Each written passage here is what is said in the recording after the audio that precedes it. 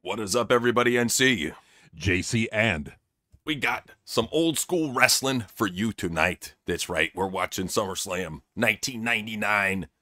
I was looking through and I was like, this is a good one. I want to see this one. I want to see Prime. They got, what is it? They got Mike Tyson getting up in the face of Stone Cold, showing off the DX. This was a big time. They wanted to bring in Austin. I'm sorry, they wanted to bring in Tyson earlier, but they couldn't because of obligations. But yeah, they finally did bring him in. He was supposed to be doing something with what is it, Hulk Hogan back in the day. yeah. Oh wow. So they got the intro going right now. You see Tyson punching Shawn Michaels right now. Vince is strutting out. May 31st, 1998. This is exciting, man. This looks pretty good. Yeah, it looks like it's going to get our attention for once. Now, somebody who obviously is getting too much attention lately is a wrestler. I shouldn't have to say his name. You should know who he is. But this wrestler is getting super butthurt and fucking offended by us. And it keeps on getting all these little shots in. And it's to the point where it's like, bro, you're a millionaire celebrity. What the fuck are you doing? We're just YouTubers. This is what we do. Yeah, man, we're just having fun. We're not trying to hurt anybody or really offend anybody. We're just stating our opinion. We're just trying to have fun here. I mean, if he gets offended by it or if anybody does, that's on them, man. I mean, like, we're just trying to goof around and have fun, but apparently people take it too seriously. Oh, you know me, dude. I'll clip shit out. That's how it is. I mean, if it's a mistake on our end, we'll clip it out. It's no big. It's not. What's going on?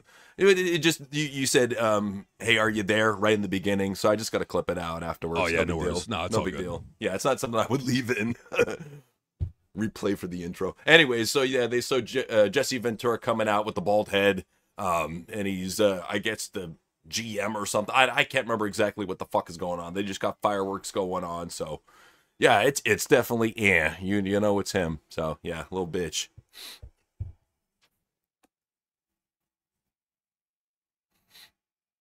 All right, so all right, setup looks good. Look at all these signs. Here's the thing: it's like people are freaking out nowadays about signs in the audience. They're like, "I don't want to see a sign at a live show, especially during an entrance." I'm thinking to myself, it's during an entrance. What the fuck do you care? Are you missing wrestling action? No, you're not. You're missing an entrance. The same entrance you see all the time. I guess in their messed up heads, they think that signs get in the way of the wrestling. And I'm thinking to myself, I'm like, dude, the signs add to the atmosphere. They add to the fun. It's like, and that's the thing is that these fans, if you listen to them, they will take all the fun out of the show. That's what they do. Nowadays, they try. Well, especially the fact that just one girl had her sign up during an intro. Were you alive during the Attitude of Ruthless? No, you weren't. Because that's all we're seeing right now. Just signs. Signs. And nobody's bitching like, hey, asshole, your sign is covering up my view because they have a sign themselves. They don't care. Nah, man, they don't care. And that's the thing is like the fans that are complaining about this, if they were around during the Attitude Era, man, they would have had a nervous breakdown with all the signs you had in the crowd. They were everywhere. So it's like if you're going to get mad at that one chick for having the sign, I mean, buddy, you wouldn't have made it in the Attitude Era. You wouldn't have made it in the Ruthless Aggression Era. You probably wouldn't have even made it in the PG era. That's how soft these fans have gotten. I hate them. I hate them so much. Me too. It's like you took the most annoying fan base possible and you gave it to us. Thank you so much, Triple H. And this is why we have so much hatred for this big-nosed dipshit who's biting Shane Douglas right now.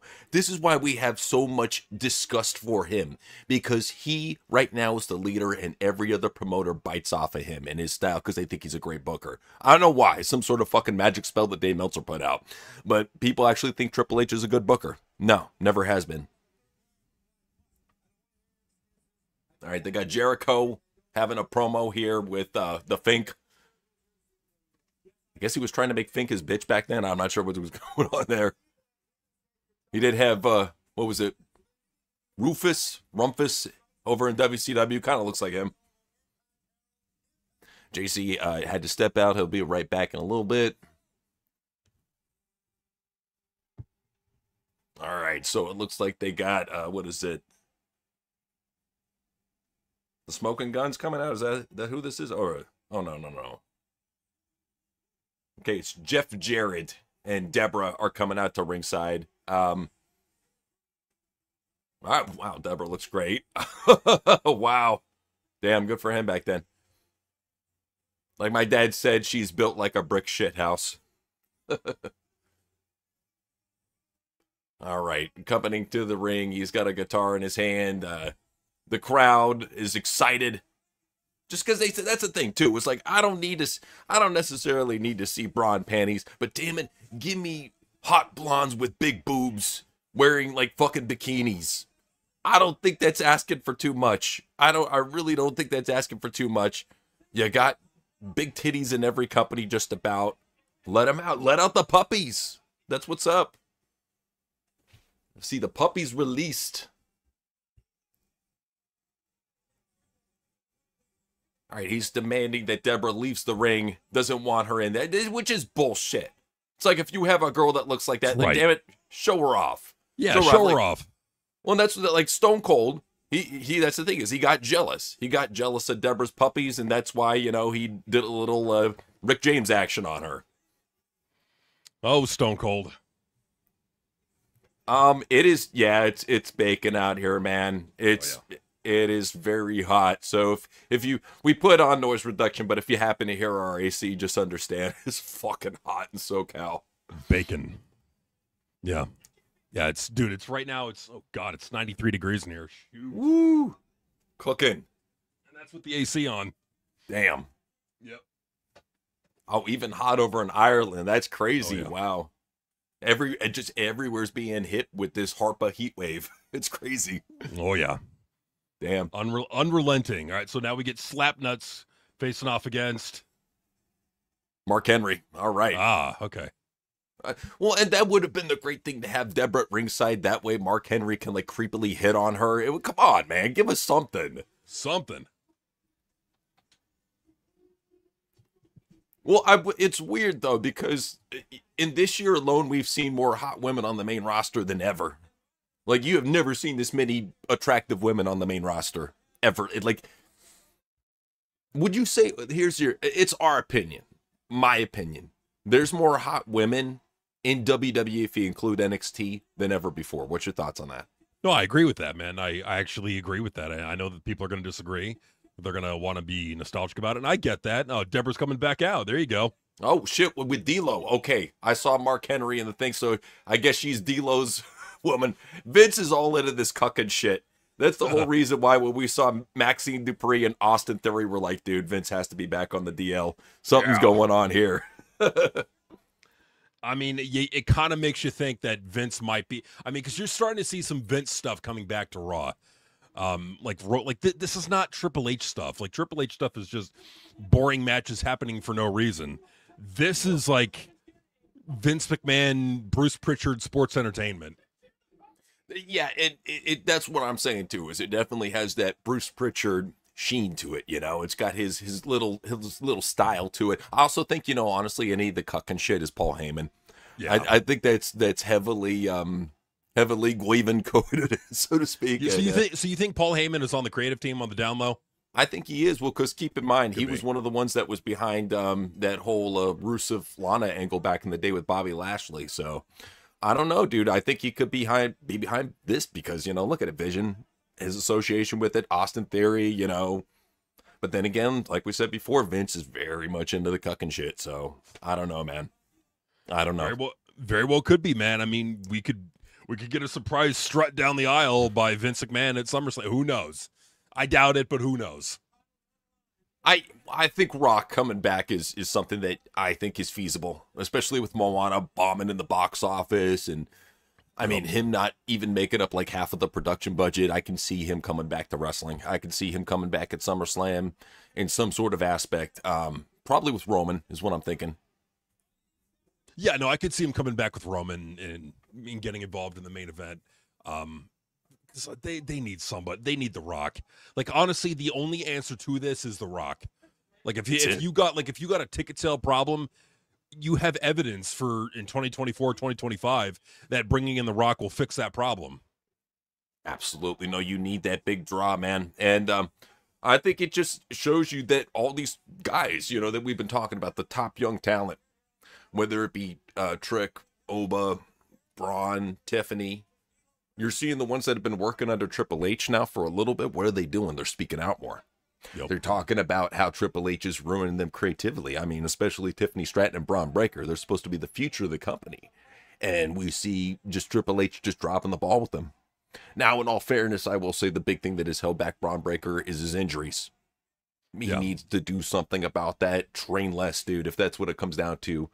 Whatever it takes, you know, for you to not be getting injured so much, because it's a lot for a young guy, and it's concerning. If you're a top level booker, you'll look at a guy getting injured all the time and like, can I put my stakes in him, you know? No, for sure. I mean, I get why they're hesitant to go with him, because it's like, okay, if we put the title on him, he's going to be out with an injury more than likely. I mean, sometimes you just got to take a chance. I mean, it's possible that you could put the title on him and he could be totally fine. Like, that's the thing, man. So, yeah. Absolutely. Okay, so Jeff Jarrett and D'Lo Brown are going at it here. Does a basement drop kick to D'Lo. Deborah's at ringside all hoed up. She looks good. VHS said, fun fact, found out that Vince was the camera guy who filmed that famous up-close shot of Stephanie's ass. Yeah. And keep in mind, you know, he had a lot of production credit, so to speak, when he was doing that wedding scene, and he's like fucking stared right at her cleavage. He's a creepy old fucker, dude. This is what these Illuminati old rich families do. They're all weird. Weird people. But he's entertaining. Yeah. And I mean, at least with Vince, you go, like, if he were to come back, what the creative wouldn't get better, but what would get better is the talent roster, because Vince would look at a lot of the people that Triple H brought in and go, ugh, and would fire them. all of a sudden, the next Raw, they're gone for whatever reason. You have the marks, they're crying. They had so much potential. No, they didn't. They fucking sucked.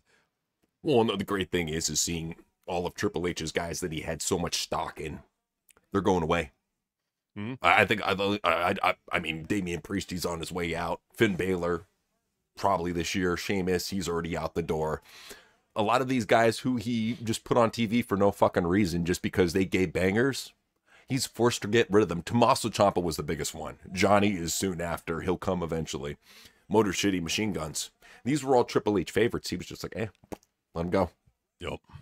I mean, and when he's forced to do that, get rid of work rate machines who gave him 5-star matches, that's not his choice. I can assure you that.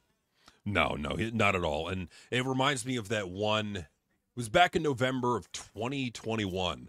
Yeah, right. Yeah, it was at that time. All of a sudden, you get this massive release of like NXT Black and Gold talents. Cross and Scarlet, unfortunately, was one of them. Johnny Morrison was one of them. But you had a lot of Triple H guys in that group that were let go. I think that's what could happen if Vince were to come back. I think they would clear house. They would do to NXT and the main roster what they did with NXT 2.0. Well, what NXT 2.0 did to NXT Black and Gold, I think is what would happen to the main roster. I think you'd focus more on looks again. And people got to remember, Trick Williams and Obafemi are products of NXT 2.0, not this new Triple H 3.0 version they got going on. Yeah, so that's why whenever they say, they came from NXT, you fucking dickheads, we're like, no, completely different NXT. Well, NXT run by Shawn Michaels, not the same. Well, I just don't understand how people can't see that. Like, how do you not know that this is a different NXT than the NXT from Black? Like, they're different NXTs. Like, NXT Black and Gold is completely different from NXT 2.0. NXT 2.0 is different than the NXT that we get now.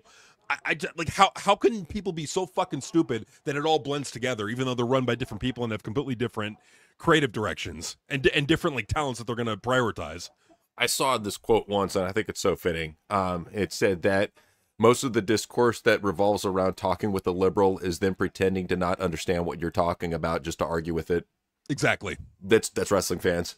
Yep. Oh yeah. And they're annoying. They're annoying. And so what you do on social media, especially on X, is you just mute them and move on your day. You mute.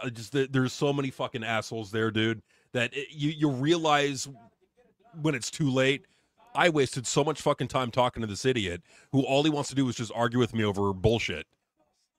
The biggest thing for me is that there's so much stupidity and fakery online nowadays, especially Like, if you're into the conspiracy shit, there's so many, like, fake UFO videos out there, fake alien autopsies and shit. You got even, what is it, James Franco saying he's stalked by an AI alien, you know. Of course, he's making a fake AI alien footage. Like, just so much disinfo going on in all spheres, not just conspiracy. It's everywhere. That it just gets hard to, like, take social media seriously nowadays. I think AI played a part in that. I hate to say it. I think it did, too. All right, so we're got they're trading blows back and forth. Jeff Jarrett and D'Lo Brown. Yeah, oh my God, what a devastating maneuver! It's got D'Lo Brown going to the top rope. He tries to go for a frog splash, but just flops right in the middle of the ring. Deborah needs to take the jacket off and show off the butt or do something, you know. No, yeah, James Franco, the actor, he's been posting these weird videos online talking about how he's being monitored and how they're watching him. And then most recently he posted some stupid video, like a fake Ring camera video of a fucking alien at his house. Oh, God. Yeah, he's a weirdo. It's the same guy that conjured the spirit of Mars, like 5 years ago in some nightclub. Oh, shit, Mark Henry. He's got the guitar. He's going to bash Jeff Jarrett over the head, or the ref. Okay. So, all right, Jeff Jarrett, he's going for the pin. No, he's going to get D'Lo. Well, of course, the referee didn't hear the guitar get smashed over the head. He just, it's all good. What's this debris in the ring? I'm not going to fucking care. Mark Henry is stripping. He's the deaf ref. He's deaf ref. Mark Henry was stripping for whatever reason and slapping D'Lo. He's trying to get a piece of the gold. Should be, come on, man. What are you doing here? Oh, but that's the thing. I don't understand this. They're both very weird guys. I mean, if you look at both of them and their proclivities and what they're into, it's Hollywood. You got to be a little weird to be in Hollywood, I guess. Just a little weird. Yeah, no, I do remember that. Yeah, Smooth Criminal. That's weird. But the kid with the reptilian eyes. No, well, that's the thing is that it's been foreshadowed so many times in media. Through so many, like way before that with the show V we were talking about in the 80s. It's been foreshadowed a lot in Hollywood, and they're just picking up like something like that. That was almost like a throwback, since they were doing Smooth Criminal, throwback to Michael Jackson, throwback to something like that. So yeah. Are you talking about the one where Jeff Jarrett was talking about how he's tired of having a beer gut, so he switched over to vodka? Was that the one?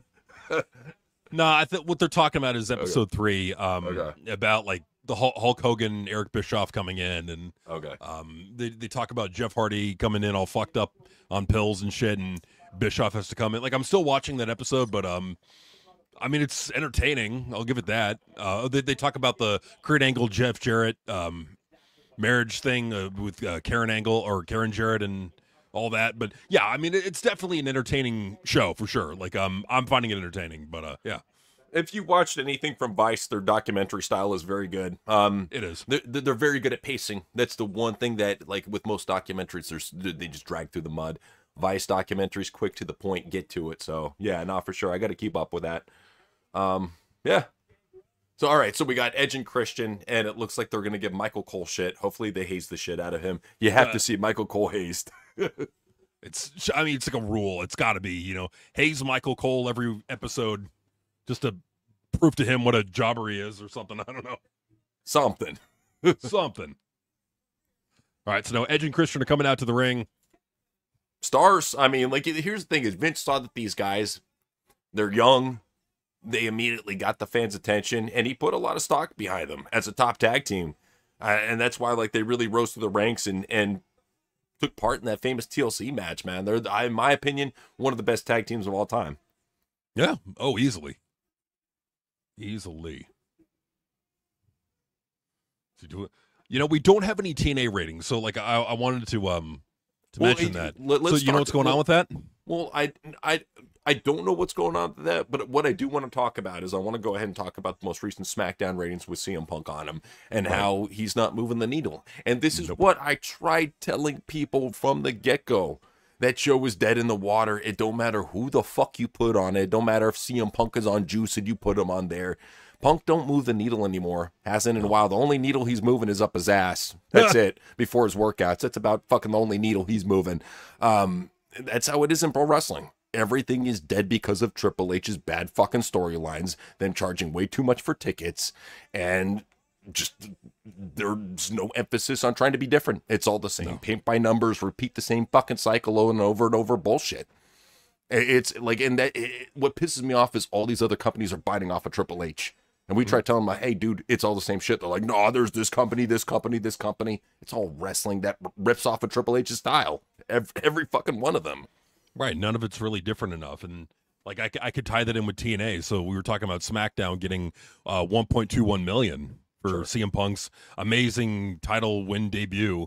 The funny thing about TNA, they have not ranked in the top 100 in the past 2 weeks. So we don't know what the ratings are. But what that means is that there's either been competition, which could very well be the case, or the ratings are so low that they just didn't rank. And TNA's done this before. Well, and here's the thing. Is NWA is still able to do something. All these companies, at least MLW or MLP or whatever, they're at least trying to get some notoriety for themselves with these new shows. Well, once the fade sets off, you're just another indie show on YouTube, and there's too many of them right now.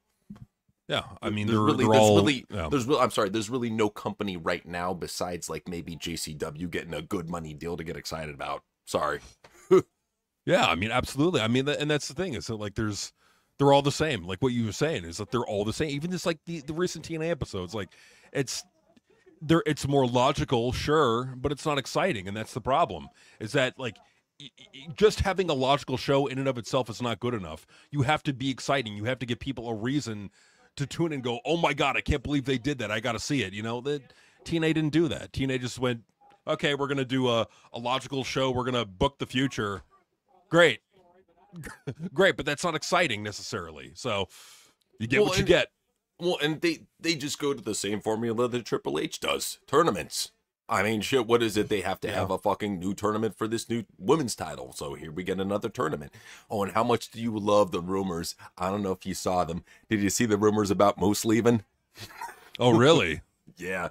So he was basically given a goodbye on X. And this is what we were telling him. It's like, you shouldn't have spent money in that Bentley. They're going to cut you. They're cutting everybody now. You can't be surprised to see anybody leave, whether it's like Mustafa Ali, Moose, even like Eddie Edwards, anybody who you thought was going to be a lifer, not so much. I think they're clearing out. They're clearing house right now on TNA. They're clearing house and could very well be for sale. Who knows? Yeah, no, that's what I'm saying. So Ernest was saying, even on this card, Triple H looks so out of place in that title match. Not saying Noseman is a mid-card jobber, but he's a B-tier main event compared to Austin Rocker Foley. And that's what people don't understand with Triple H's rewriting of history, is that there were so many other stars on the main roster at the time that made him look like a mid-carder. Like, it was so power-packed. I mean, like you said, we got Austin, we got Rock, we got Foley, you got Kane as well. You got to throw him in there. It was, and then you had all the up-and-comers coming up too. Even like Edge coming up. There was so much new talent coming up. The Hardy Boys, so much new talent coming up that you're like, ugh. Yeah, here's this dude with the big nose who's ripping off Shane Douglas. Enjoy. Oh, he's got some buff chick with implants with him. Enjoy. Great. Whoopee. Yeah. Yeah. Yeah. So I mean, we're still at the beginning of the show. I mean, they normally put their boring shit at the beginning and then it hypes up and ramps up. So I think by the 40-minute mark, the show should be firing all cylinders. But this is what most wrestling shows have done for a long time, is they put the young dudes with the gas tanks in the beginning to try to get people, hyped for the wrestling action, and then they give you the big stars later on. So yeah, we're gonna see big stars later, right? And even then, this is Edge and Christian versus the Hardy Boys. Sure, there's no weapons involved, but it's still a big time tag team match for back in the day. I mean, you could do a lot worse than this, I'll tell you that. I love that spot that Edge does where he runs off the barricade and spears Jeff Hardy midair. Fucking sick. Oh, yeah. Oh, absolutely. So how bad is it that TNA is making Jeff Hardy a main eventer? What the fuck? Oh, my God. I mean, and even like now, like they're really relying on the Hardys to be main eventers. And I'm like, dude, it's like they're too old. They're going to get broken down and hurt even more. I mean, I'm glad that Jeff is not doing his addictions anymore, but you put him under enough pain, who knows? I don't know, I hate man. to say it, but That video he was talking about sticking things up his ass, so maybe he has an addiction to something else. I don't know. He went from pain. He found another way to kill the pain. He's like, Bet he did. it's like, I kill it distract me from rectally, the guys. yeah, just distract me from the pain. Shove it up my ass. Whatever works, I guess. Jeez. I mean, I would rather see guys like Jeff and Matt just retire. Oh yeah. I just from seeing what Matt says lately, I don't know if I trust him in a creative position. I'd rather see them, just focus on training. Because I think that the Hardys could be some of the best pro wrestling trainers of all time. See, that's a question, and I agree with that, man. But that's the question that I want to ask. Sure. Is that I posed a question on social media. I'm not taking one side or one way or the other, but I asked the question: would Paul Heyman be an improvement if he ran creative over Triple H? Not by much, and let me explain why. The reason why is while Paul Heyman back in the day was very good with storytelling and very good at taking basically taking shit and polishing it and making it look like gold. He had the reverse of the Triple H effect back in the day. What you have to remember at the core about ECW is that he was a match mark. He was the first one to start bringing us Dean Malenko, Chris Benoit, Rey Mysterio, Psychosis, Ed Guerrero, and granted, nothing wrong with all these guys that grew to, at least some of them, most of them, grew to have personalities and grew to become full-fledged superstars. But back in the day when he brought them in, they were cruiserweight, work rate international journeymen that were waiting for their big break in the States. He was the one that gave them. And then Eric Bischoff went ahead and started ripping off all those people from Paul Heyman, raiding the fuck out of ECW before really Vince did. Vince wanted to help them out at first, but then he saw that they were getting raided and he's like, shit, let me take what I can get before it's completely ransacked. So that would be my big thing. And even then, I'm sure you remember that one interview that Paul Heyman was doing. It was with all those geeks. And they were asking him if he would sign Will Ospreay. And he was like, oh, yeah, absolutely. I would sign him in a heartbeat. So that should tell you right there what Paul Heyman wants is he wants the Meltzer star ratings, but he still wants to do death matches. It would be like almost like if you took Violent J and Dave Meltzer and mixed them together. That's what you would get like for a promoter. You know what it would be? Is him. You know what it'd be? What's up? Like AEW Blood and Guts, but a promotion. Yeah, I can see that, but the thing is that I think because even with Blood and Guts, it tends to focus more on the violence. With ECW, though, I think it was really the very first variety show. It was basically like it was almost like a Nitro, but more violent and had more cussing. Yeah. That's what it reminded me of. I mean, granted, he has great taste in wrestlers. I mean, shit, Brock Lesnar, he knows how to mentor Braun Breaker, Austin Theory, Obafemi. He knows how to mentor top guys. I mean, he knows how to pick good talent. But at the same time, you've got to remember that he loves the work rate. And he ain't never going to stray away from the work rate. And that's a big reason why he's a big cap under Triple H's hat, a big feather under his cap. No, that he is... but my whole thing is like if you're replacing Triple H, because like what Triple H does is he does the booking, he deals with the talent, deals with production, does a lot of like the narration, interviews, and podcasts. Like if you're replacing Triple H, you got to find somebody who can also do all of that. Paul Heyman can do all of that, and in my opinion, I think he could like verbally, he's better than Triple H, no doubt. Yeah, and that's the thing, too, is I like this comparison here, and that's pretty much what would have happened. And you're going to get that with most of these promoters. For whatever reason, all these promoters think that if you turn wrestling, mainstream wrestling, into Ring of Honor, it will get the respect that they've always wanted it to get. It won't. But you can't do that in a day and age when you have UFC, and that has always been my biggest counter argument. If UFC weren't as popular and we're still kind of niching on the underground, sure, you could actually raise the profile of pro wrestling. But when you have all these different fighting leagues, you got bare knuckle, you got boxing, you got MMA, and now you got Muay Thai, and you got Brazilian Jiu-Jitsu all over the place on popular streaming platforms like ESPN, on Tubi. It's all over the fucking place. You can find real free fighting. My whole thing is, why would you want to watch fake pure wrestling when you can watch the real shit? That's been my big argument there. No, I hear your argument, and I think it makes a lot of sense. It really does. My whole thing is, I think that if TKO is going to replace Triple H, they're going to look within the house first and foremost. Yeah. They're probably going to look at Bruce Pritchard, Shawn Michaels, maybe even Booker T, maybe even Paul Heyman. I'm just trying to think of like who's the guy in-house that not necessarily will make the perfect product or even a much better product, but that will at least make a better product. Not like significantly better than what it is now, although I wish it would be. But someone who can make a better... Go for it. I'm going to give my prediction of how WWE is going to do, because here's the thing: is I've been hearing that they're going to consolidate, Evolve for quite some time. So what I think is, I think eventually they're going to consolidate Evolve into NXT, and they're going to make Gabe Sapolsky the head of NXT. They're going to promote Shawn Michaels to the main roster, have him work with Bruce Pritchard and Brian Gewirtz. And I think that's going to be a big part. And maybe I would love Jeremy Barash, but I don't know. They seem to love having him down in AAA. So I can see those three guys working together, and maybe even Paul Heyman in there too, just because of his experience. So I could see that be a core creative team right from that get-go. And at least with Shawn Michaels, you can hand the keys to him and it'll be all right. I don't think it's going to be as good as Vince, but it's something. It's better than Triple H, that's for dang sure. It is. What do you think about, like, you take Paul Heyman, you put him in the head role, but then you have like Brian Gewirtz and Bruce Pritchard there, and yeah, let's just go with that. Like, how would that work? Like Paul Heyman and Brian Gewirtz merging that together. Like, how would that look in your opinion? I think it would be good, but the whole thing is I don't know if Paul Heyman has really paid his dues as the filter. I think if anything, it would be Shawn or Bruce as the filter, more than likely Bruce, because, you just go with the second in command. So I think Bruce would be the filter, and then you would have a core writing team of Shawn Michaels, Brian Gewirtz, and a couple other guys, like maybe what was it, Ryan Ward, maybe Heyman. Yeah, I could see that being the core, No, I actually agree. I do think that that's probably where they'd go. It'd be like a next man up kind of thing.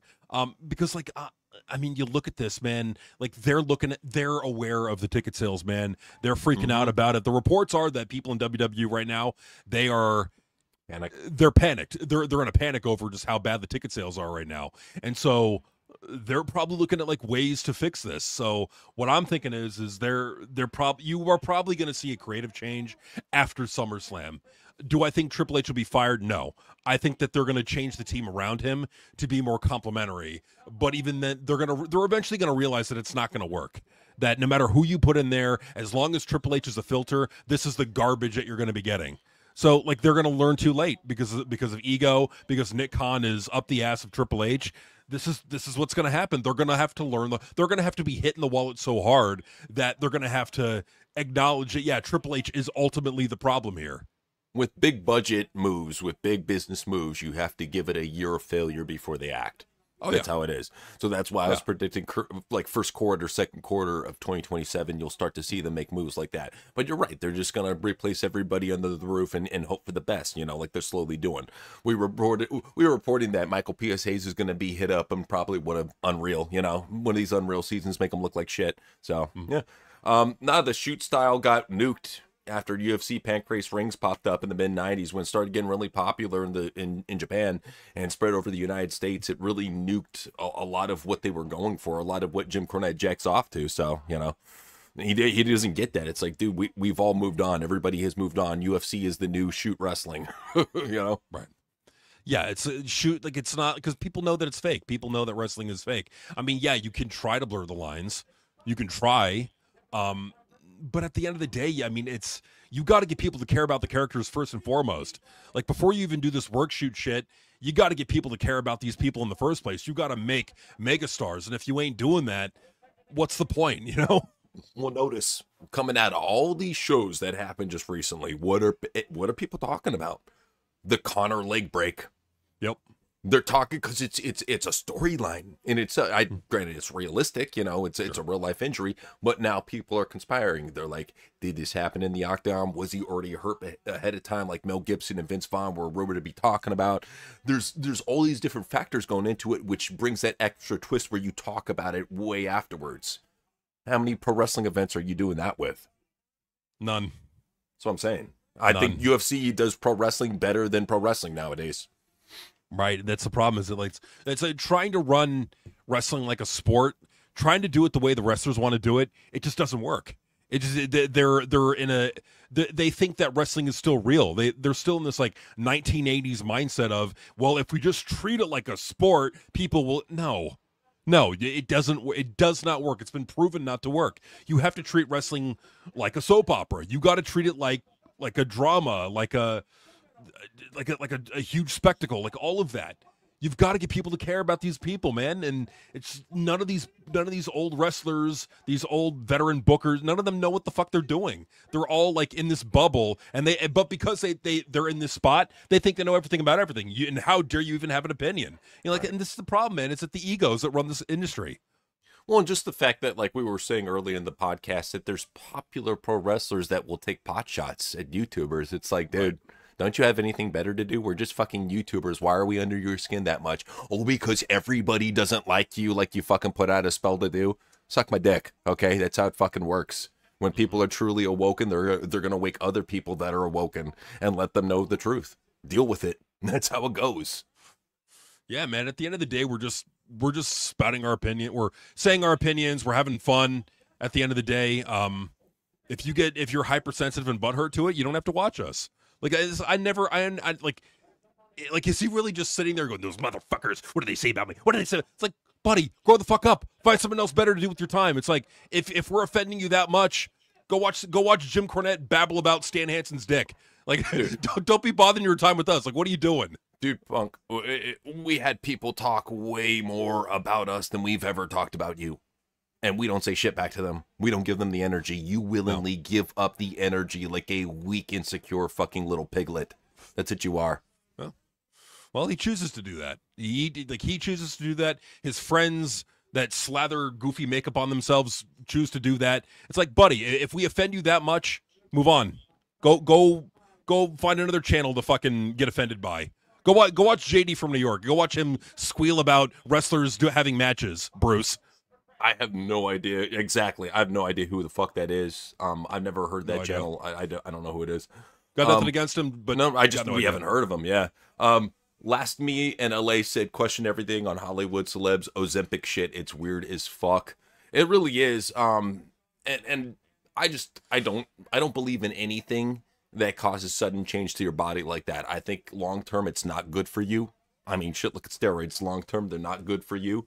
No. I think a lot of these celebrities will pay the price later, you know. So people like Lizzo, you'll probably pay the price later. I mean, and who knows? Here's the thing: is people just shoving this shit in their bodies just because it's FDA approved. I mean, anything at a federal level can be fucking fake nowadays. It seems like. I mean, you look at the side effects. Is it worth it? Is it really worth it just to lose a little bit of weight? I say it's way better just to put the time and effort in, lose weight, or even better, just fast. It really bugs me how not eating is something that's just not put out there. Like, if you're ever going through disease, if you're ever going through depression, you're going through just bullshit in your life, you need to clean it out. You need to clean out your body. You need to clean out your mind. You need to clean out your soul. You do that through not eating. Right. And that's what people don't understand. Now, don't do it all the time because then you fuck up your body. But it's perfectly okay to do intermediate fasting, to not eat all the fucking time. And that's the one thing, like, I wish people would just get is the less you eat, the better you're going to feel. That's if true. I could say that to anybody, the less you eat, the better you feel. It's true. You don't feel sluggish. And that's the thing. It's like when you eat a lot of food, you get tired, sluggish. And there are people who just eat too much. Like it's habitual for them in a lot of ways. Yeah, but I'll tell you this, man, if you start to fat, do the 1 meal a day thing, you'll feel a lot better. Like give it about a week. Because like the first few days you're gonna feel a little bit sluggish because it's a change to your body. Give it about a week, you'll feel a lot better. You'll notice that you have more energy. You'll be more clear headed, or you'll be able to think more clearly. Yeah, just try it out, man. Yeah, and that's the big thing too. Is like, especially if you have any sort of thing where you're not feeling right mentally, physically, whatever, spiritually, just try it out, man. It doesn't hurt. And just get used to eating that one big meal a day. Or 2 meals a day. Just if you have to cut down to 2 and then go to 1, whatever works out, man. But eventually you will feel a lot better. Because that's the thing too, is like, I don't eat until later on, and when I do eat, man, afterwards I'm ready to take a nap unless I got a coffee or some sort of caffeine in me, you know. Oh yeah. No, in fact, that's something I'm gonna be doing coming up, man. Is I haven't been eating all that healthy. Sure. I'm aware. I admit it. I haven't been eating all that healthy. So what I do from time to time is I'll fast. I'll go on a 3-day fast and just clear my body out, and I feel so much better, dude. I got so much more energy. I can think so much more clearly. And I just need to do that, man. And in fasting, in the Bible, it's one of the ways you rid yourself of demons. and Yeah. toxins. So yeah. Well, and parasites too. I mean, Yeah, because them that's the too. thing too. Is like if you have any sort of parasites or cancer in your body, what happens is while you're fasting, your body starts eating it. It's like shit. Let me attack this motherfucker over here, and we'll start eating the cancer. It very well could, man. And that's the thing is that fasting, it's got a lot of health benefits to it. I mean, now granted, you want to make sure you're getting, hydration and your Water. electrolytes and all that, but Yes. water, absolutely. But yeah, man, it's doable, it's achievable. Is it tough? Absolutely. I'm not gonna sit here and say that fasting is easy, especially like getting into a good fast is like it's like getting into a rhythm. Like to really stick to it, you got to get in a rhythm. For me, it Routine. usually like I have to like the day before I start the fast, I have to eat like one meal at most. Well, what helps me is get into a pattern. Get into a pattern, and then make sure you drink plenty of liquids while you're doing Yes. it. That's the one. As long as you can keep up with your liquids, you're good. Yeah. Oh yeah. And you can drink and Gatorade. No good. Oh no, I'm sorry. And you can move towards your goals a lot easier, especially if you want to cut down on the fat. The big thing that a lot of people are addicted to is sugar. If you can trim back on your sugar, that'll greatly help you. Dairy, that's another thing. Dairy's like really good. Like it's good for like post workouts. Don't get me wrong. If you want to have some cottage cheese after a workout, that's fine. But cut back on your dairy. And then the other thing, cut back on your breads if you really want to lose the weight. If you do all three of those and you're fasting, you will lose the weight like nothing. Oh yeah. So you will. You will. I mean, you'll get the within about 4 days. Like if you're like 4 days into a fast, man, that's when it starts getting liquidy. If you know what I mean. Oh yeah. Yeah. Green apple splatters. You hear about that parasite that's going around? It's like affecting like lettuce and produce and all that. Yeah, Taco Bell got hit with it, and they had to like they couldn't have guacamole and lettuce on their menu, which is weird. It is, man. But like the people that did get it, man, from what I'm hearing, Uh-huh. I'll make sure it's not too graphic. But like from Sure. what I'm hearing, it's like a week to 2 weeks of pure liquidy pain. I'll put it that way. Oh, that's terrible. Yeah, nah, if I was going through that, I wouldn't eat it all. I would just like Same. starve myself for a week if I could. Just drink water, let it all flush out there. Yeah. And that's tough, man. People having to go through that, especially if like you're just trying to get some quick food. That's No. yeah. And worst channel, please. We already answered you earlier. We've never heard of that channel. We don't know what it is. That we've already answered you earlier. Just please, somebody in the comments tell him if he doesn't see this. So, yeah, no, it's the stomach viruses. They hit hard, man. Yup. Yeah, they suck. I'm gonna have to see it, Chris. I haven't checked my accent account in a little bit, but I'll go ahead and check it out, and I'll let you know, man. I'm sure it's factual. We got Jericho here cutting a promo. Sick. I'm cool with Jericho promos. Yeah, absolutely. Feels like the show. It feels like the show's now like it's now starting to pick up. He got the jabroni matches out of the way. Now it's Chris Jericho. Now it's going to be Star Power. So Getting to the stars. that's right.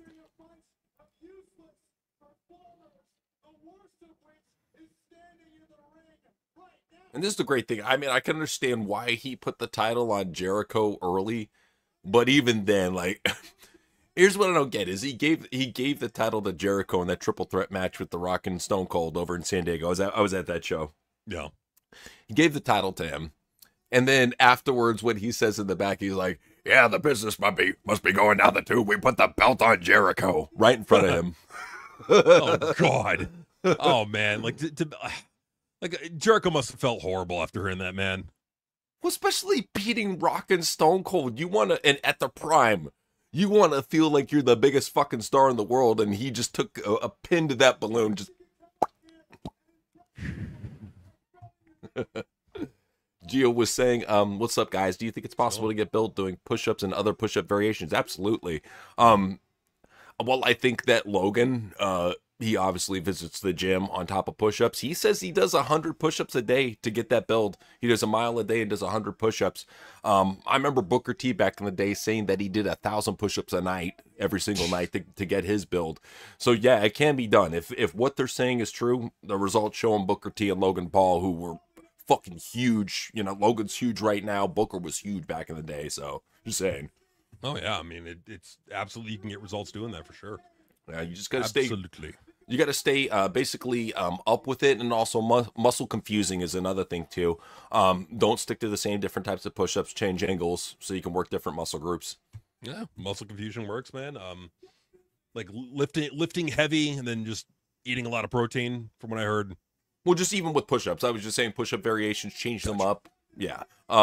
Helios was saying I had never seen a hypocrite like Punk before. Oh, he's the absolute biggest. He's so thin-skinned. He's a 48-year-old man practically who's worried about what people say about him online. And he says he doesn't care, yet he puts out posts on Instagram that say, don't concern yourself with the opinions of fucking losers. Obviously you are if you're posting about it, you fucking insecure little fucking dick bitch. Jeez.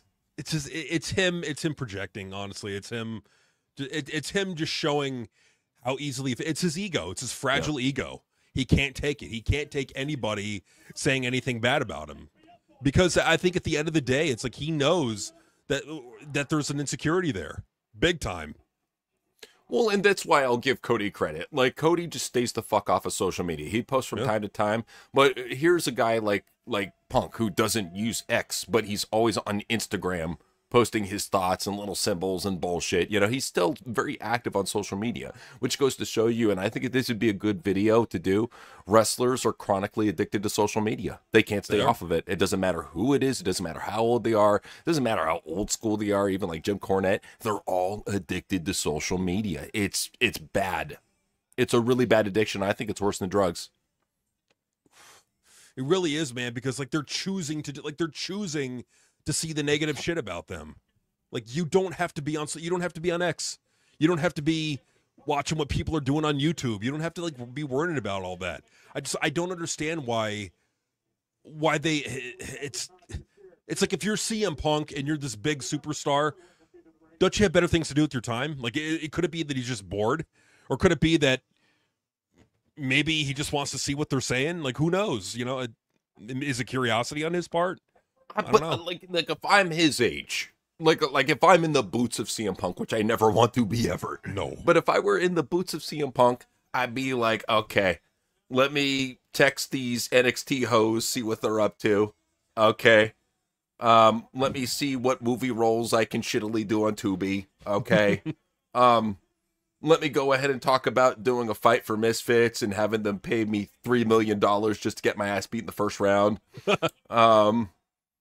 Go ahead and do some shitty Instagram photos of me at the gym after I put the Trembolone in my ass. There's so like he could listen to old shitty punk rock bands and post Instagram threats and shit. Like this is what he does instead of being more productive with his life. That's my biggest problem with him, is that he's like all these other wrestlers. He's so into pro wrestling that he cannot escape it. He has to make it his life. It's geeky. It's weird. Well, it's his bubble. And like when he hears people, it's kind of true. It's like when somebody says something, it's like you could have an entire room. You could have like a room of like 50 people. 49 of them say something good about you. One person says something bad about you. That's the one thing you're going to remember. That's the one thing you're going to focus on. Like, who gives a shit? Right. Trust me out, he's at this age and he does not give a shit. He cares even more than ever. It's weird. VHS was saying, but hey, he sure loves some pizza parties. Yeah, he was posting about having a pizza party after his big victory. So we know what that's code word for. We're not going to try to expose him. But, you know, the black guy makes sense now. I'm just saying. It makes sense. I mean, you gotta pay your dues to get in the business, huh? You gotta do what you gotta do to get there, man. And it looks like he may have you know, paid his dues and put the work in. I'll put it that way.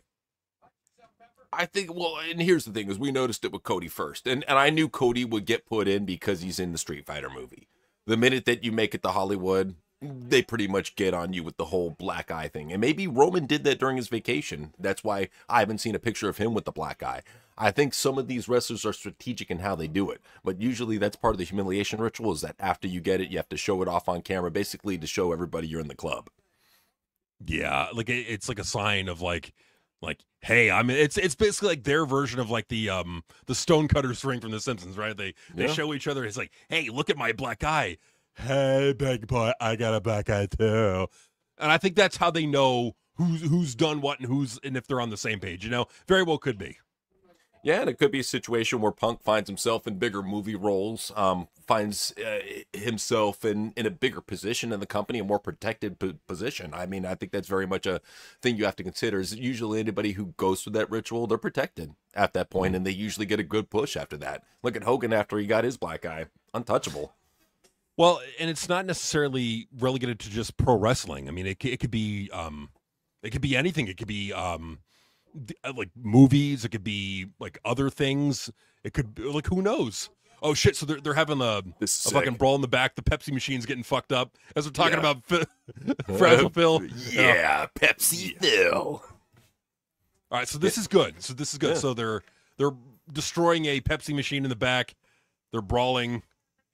Beating up on a minivan. This is sick. It's Al Snow versus Big Boss Man. Big Boss Man is telling the cronies at the arena to go ahead and lift up the rolling door because they're going to brawl outside. See, this is what we were talking about. It's just got to be patient, and it picks up, and business definitely picked up. I'm saying that much. I mean, it's what WWE used to do all the time back in the day. They would load all their boring shit at the beginning of the show, and then like, okay, which is good. Yeah, which makes sense. I get it, but on the other hand, you got to hook them, you know? I think they're probably looking at it like most people might be late to the show. So let's go ahead and, and they already paid. And, we'll go ahead and give them the exciting shit later. Yeah, I see that. But I'm just wired a different way where I'm like, you know what? We got to hook them nonstop. Like, everything has to have a hook. Well, you and me are old school, and a lot of things you'll see in old school entertainment is pacing. And with a lot of older movies, it doesn't matter what you watch. What they do is first they'll hook you with an action-packed scene that gets you emotionally invested in some of the characters right off the bat.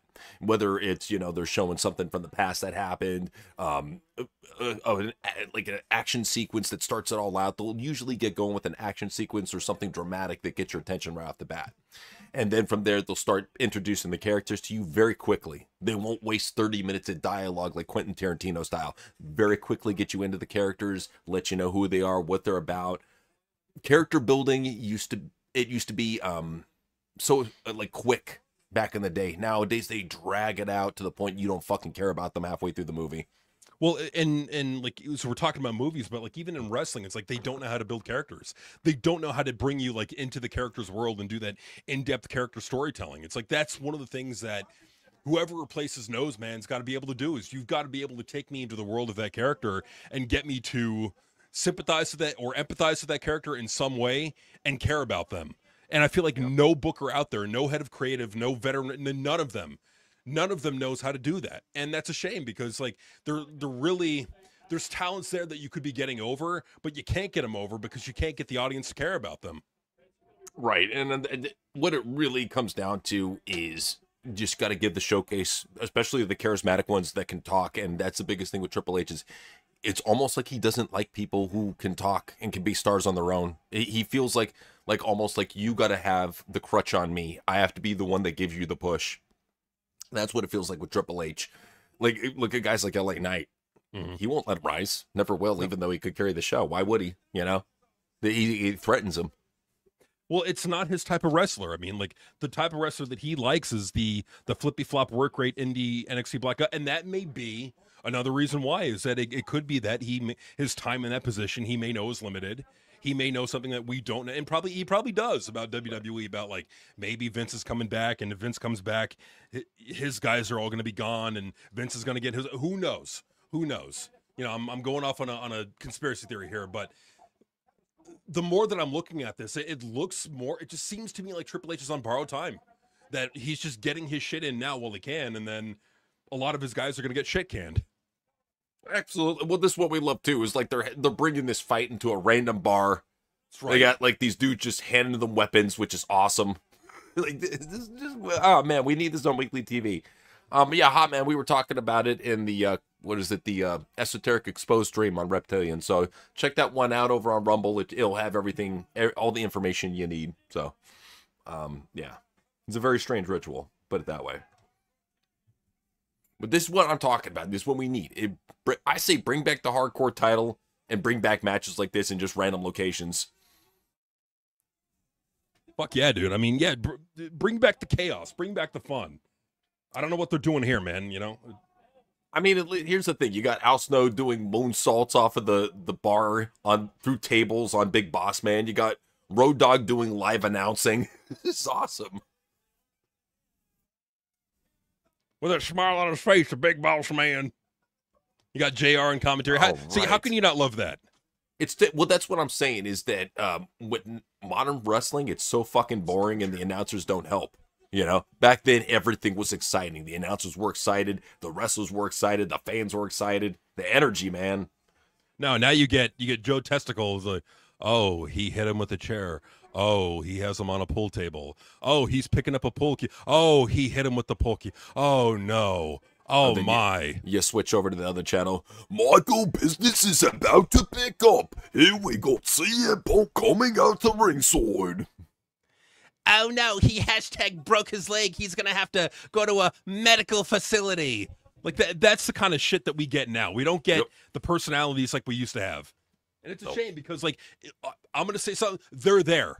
They're there. Yeah. The personalities are there. But the problem with it is that the people running these companies don't care about having them. It doesn't matter to them. What matters to them is we need two boring play-by-play commentators like Matthew Rayholt and Tom Hannafin. That's who we need. Well, and you know what? I got to give credit to Jim Johnston, who was recently saying, we'll show it on the news, but he was recently saying that a big failure on modern wrestling is the fact that they're not getting good, catchy theme songs for these wrestlers. Because a lot of times what the theme song does is it basically presents the wrestler. It captures their persona, their attitude, and amps it up, man. And gives you something iconic, something catchy. And he thinks that's a big part of why there's no real big stars anymore. There's no really iconic theme songs. And I agree with him. He's absolutely right, because it's all the package. It's the whole presentation. It's not just the end. Like, it frustrates me that, like, it feels like we're the only people on YouTube that understand that it's not just the in-ring ability or the promo or the charisma. It's everything together with the theme song. It's the whole package. It's the persona that people buy into. It's not just one or the other. It's not one thing. It's everything. And there's not enough people that understand it, man. They hyper obsess on one particular thing. Oh, do they have the in-ring ability? Oh, are they good on the microphone? Are they charismatic? Well, you got to be all the above. You got to be good in the ring and good on the mic, and you got to have the charisma, and you got to have the superstar look, and you got to have the great theme song. You got to have it all. You can't have just one or the other. Absolutely. Now, think more along the lines of Dead Space 2, where he gets the needle in his eye. Think more along the lines of that. It's not. It sounds goofy, but think more along the lines of that, and it'll make a little bit more sense. Christopher was saying, I remember Space's stream I did months ago. Catman was saying he had the idea of reintroducing the hardcore title as a type of 24/7 title. I mean, that's the thing too, is like the 24/7 title, it inherently isn't a bad idea. They just let it go to ruin by having everybody hold it and then just making it mean shit. It was a very entertaining title when they had it around. It was almost like the PG hardcore title. You can't really bring back hardcore wrestling on WWE. I don't see why you can't have the 24/7 back. I think it was a good idea, at least in, concept. Well, people hate it because it's like, oh, it made it all goofy. It was already goofy. You're right. Like, I mean, come on now. It's like you look at the U.S. title now; it's covered in fur. You look at the fucking women's world title; it was once, all lit up with LEDs and shit. Like, right. Since when was wrestling all serious? Like, come on now. It's pick and choose with these fucking nerds pissing me off. Naomi could come out with their whole fucking glow gimmick and they're like, women's empowerment, yay, and they're fucking happy about it. But then you can have some other goofy gimmick like LA Knight and he's a Rock ripoff, fuck him. What the fuck? I just don't get these fans, dude. Well, it's frustrating too, because it's like, especially with the LA Knight hate, it's like, why are we hating on this guy? Oh, he's a rock, and like, come on. Like, he's right now, like, entertaining is entertaining, and he is entertaining. So what if he's a rip-off? Like, there's so many wrestlers out there. Like, if you actually look around, you will see that, like, Triple H is a huge rip-off of Shane Douglas. Huge. Oh, yeah. Nah, he ripped off Shane Douglas so bad, and that's why Shane has such a hatred for him, and probably why Shane is blacklisted for most of these promotions. Because notice, Shane's a smart guy. He's a smart guy. He's a good promo. He has a lot to offer to pro wrestling. You'll only find him on the fucking most podunk fucking backwards fucking shit indie leagues out there for whatever reason. He's a guy like who I would love to hire and just pick his brain, because He's done so much for the industry. He's been a part of what? NWA, WCW, WWF, ECW, I believe TNA too. He's been everywhere, man. He's done everything. He's been in every single locker room. He's up there, in my opinion, with guys like Scott Levy for just their knowledge of the business.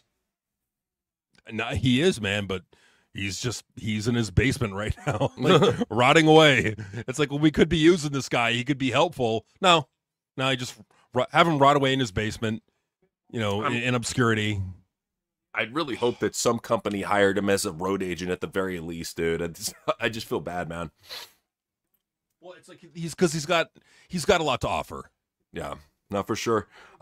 Last time in LA said, I just don't get if they want us to be fat, but also use things like Ozempic all the time. They want us to be fat and unhealthy. And if we do lose weight, they want us to do it via something that's not good for your body. They don't. That's why, like, they were really propping up the whole vegan diet. And soy diet, and these things, they're not good for you, especially if you're a dude. If you're a woman, it's not too big of a deal, but if you're a guy and you're taking in that much estrogen, it's not good for your testosterone. And that's why you see a lot of these soy boys, so to speak, they get tits. That's one of the things that you get from it. And yeah, they want us to be all weak and docile. That's where they were really pushing the vegan diet, but a lot of people push back against the vegan diet because, let's face it, most vegan shit tastes like shit, and you just can't get past that. You could try to make a good Impossible Burger, it still tastes like shit, and I think that's what it all came down to, is people want flavor, and you couldn't make this vegetable-based bullshit, especially when they started looking into it, and they found out that it wasn't true vegetable-based. What you were getting is you're getting the byproducts, the back feed of whatever they were doing on a mass level. And that's why I would stay away from most of these big chains like Tyson Foods, for example. You got to realize a lot of these big farms out there, they are jacking their cows up and their chickens up with so much hormones. I mean, I don't know if you knew how it was with a cow. What they do with cows, most of these big farms, is they give them this giant hormone pill. This thing's the size of a football. And what happens when the cow dies, they cut the pill out and they put it in another cow. They'll do this for like 3 cows over until the pill's gone. Oh, damn. Yeah. So you just got to be very careful about what you eat, And well, I mean, even with beef too, that's true, man. It's true. Is that, like, you got to be careful with that, because, like, how many hormones are in that? True. Milk as well. And that's why we recommend fasting. That way, it's almost like eat what you want, but then clean it out afterwards. So I look at it. Yeah, I mean, fasting works, man. It freaking works. Always does. I'm only kind of gay. Weephole says, you guys missing out on Tiger Mask Daddy. Where's Tiger Mask competing right now? Is it New Japan? Is that where it's at? Did he make a comeback? Is he still alive? I didn't know he was still alive. There's like fucking 15 Tiger Masks. There's so many of them. And it's just some new Japanese guy that wears a mask each time. In my opinion, the best Tiger Mask of all time, King Tekken, without question. The best. Fuck yeah. He was crazy. He could do all kinds of crazy shit, man. Wild. And this is a good diet to have. If you want the closest to the Lord's diet, in my opinion, you gotta go with really grains and fish. Grains and fish. You can't go wrong with them. A little bit of veggies in there, you're good, man. It's the way to do it. I mean, that works. It does. Yeah. Me personally, I love fasting. Just I'll have a little bit of junk food, yeah, but then I'll just clear it all out. 3-day fast. And I'm talking like a 1 meal a day kind. No, I'm talking like full on no food for 3 days. Just clean it all out, Well, and I found too, if you really want to put on muscle, you want to get big, eat everything. Eat everything, just fast. That's have one really like a big meal, like a good big meal with some dessert, and then just fast afterwards. Yeah, if you want to host one, just Prime, be our guest. We will not we will not hate against that. Go ahead and bring in all your fine Asian bitches. We're cool with that. Damn right. Okay, so now we're getting Ivory trying to derobe. Who's that? That was Luna Vachon. Okay, no, that was the cat. They were trying to take the bra off. I think the cat or Caitlyn. One of those chicks. The ugly one that was dating X-Pac. See, that's what I was saying. This back in the day, dude, hit or miss with these women. You would get Luna Vachon, or you get that cat face weirdo that you just saw, like, or sometimes you get Sable or Deborah, It's like, luck of the draw. Well, I think they were more sexualized back then. I think that's what, a lot of the, the Attitude Era fans we're discretionary fans. I think that's what they're remembering. And so, like, when you try to say women are more attractive today than they were back then, they're always thinking of, like, how sexualized they were back then. I mean, if you were to sexualize a lot of the women now, dude, they're like, Anna Jay is, in my opinion, hotter than any chick that's been on the show so far. But dude, keep in mind how many of these chicks nowadays flex titties and butt every fucking week. It's like, it's more over now than ever because of the whole Me Too movement and women's empowerment. Now they're like, hey, I can do this because it's my choice and you fucking nerds can't say shit. And they haven't said shit. In fact, they're probably jerking off on the download, just saying. The straight ones, and very few of them. And that's the funny thing, too, is like they'll say, oh, we gotta respect the women. Meanwhile, their fucking hands on their little pecker jerking off at the fucking Evolution pay-per-view. It's like they're fucking hypocrites. Come on. They're hypocrites. Yeah. We all know how hypocritical they are. Look, if you find the women attractive, you find the women attractive. Just admit it. Just admit it. Just say you. Huh? No. Nothing at all to be ashamed of. Train High was saying, I don't understand why Levesque likes flip-flop. It feels like a Dave Meltzer thing. Did Dave influence Levesque? My whole thing, and this is where I stand on it, I think that Triple H genuinely is not a fan of this shit. No. I think what he's doing is he's putting it in front of the crowd because he knows that's what the internet likes, and he wants to be liked by the internet, and he wants to be liked by this roster. I think most of the time that's why you hear reports of him just goofing around on X while he's producing. I don't think he truly cares about what he's making. He's doing it just to make other people happy. It's not a labor of love for him. That's why it becomes so soulless and boring, and why most people are seeing that it's so soulless and boring. When there's no creative input into it, when there's no life to it, you just mail it in. And that's what Triple H has been doing for the longest time, is mailing it in. Because, like, and I get it. Like, I get why he would want to mail it in. I mean, look at how, like, from 2024, 2025, look at how the pay-per-views are doing. They were selling these places out. Maybe some of them not legitimately, but they were selling out the vast majority of them. They were doing very well. They really were. And so he's earned a lot of goodwill so far. And TKO, they're probably looking at it like, oh, well, you know, it's just one down period. You know, we could probably deal with one slight down period. But, like, what I'm thinking is, like, that's probably what they're thinking. They're probably excusing it like that. But they're also probably looking at, okay, like, what else can we do other than lowering the prices? Because that's not working. Like, they've lowered the prices for SummerSlam almost half off what they were last year. Exactly, and that's the reason why we're making such a big deal about this, is because not only did they cut down the prices from last year, because it is a two-night event, you gotta have to just to make the sale for the package. So while they did do that, you have to keep in mind too, SummerSlam is the second biggest event of the year behind WrestleMania. Mm-hmm. To get a shitty turnout, especially when you had 60K for WrestleMania and you get 22 for SummerSlam, that's less than half. That's bad. That's really bad. Especially Brock Lesnar's retirement. You have Reigns versus Rollins. You got Punk versus Cody. They're trying to star pack the fuck out of this show with what they got left, man. And none of it's going to work because CM Punk doesn't mean anything. Because that's the thing. It's like they've seen a lot of CM Punk. It's like he's not. It's like, whoa, CM Punk is back. There's none of that anymore. And people got to remember, it's like 2024, from what I can remember, was like the big ticket selling year. I was like, that was like better than 2025. Well, look at what happened in 2024. CM Punk had just come back in November 2023. So he'd just come back. The Rock came back. Roman Reigns came back. You had a lot of hype building up into that year. The Rock being a big part of it. And then The Rock was also part of the debut on Netflix. And of course, that Netflix did almost 6 million viewers. So, like, it's not a surprise to me that The Rock he's really the only guy that they could bring back right now and bump that number up, that ticket sale number. Like, he's the only guy. What they're going to do with him, which is stupid, I agree with you. They should do it ahead of time and have him show up on a Raw or SmackDown to get people talking. They're going to have him probably show up at SummerSlam, which will get people talking, I guess, through the dead period heading into Survivor Series. And maybe if you bring The Rock back for The Rock's team versus Triple H's guys or some shit like that, that could get people talking. But I don't see them having the balls to do that. So what you're probably going to get is a boring-ass storyline. You're probably not going to get The Rock at SummerSlam, and you're probably going to get wrestling dying even further into the year because Triple H doesn't care. So I'm trying to be optimistic, but in the optimistic version of my world, The Rock takes back over. We have Rock's guys versus Triple H's guys in Survivor Series. We build towards a very powerful WrestleMania where guys like guys like Braun Breaker, Obafemi, Trick Williams get their big shots, get their big moves, and even with the young female talent too. I want them to get their big moves. I'm tired of Io Sky and Rhea Ripley being at the top. We need new blood, damn it, right now. No, we need new blood, and I think you're right, man. I think you're right. I think that TKO was looking at this like this is a one-off thing. Maybe SummerSlam will do better. But at the end of the day, it's going to come down. It's going to come to a point where it's like they can't afford to keep cutting the ticket prices as much as they are. They're gonna have to at some point address the elephant in the room, and that's Triple H. He's the problem.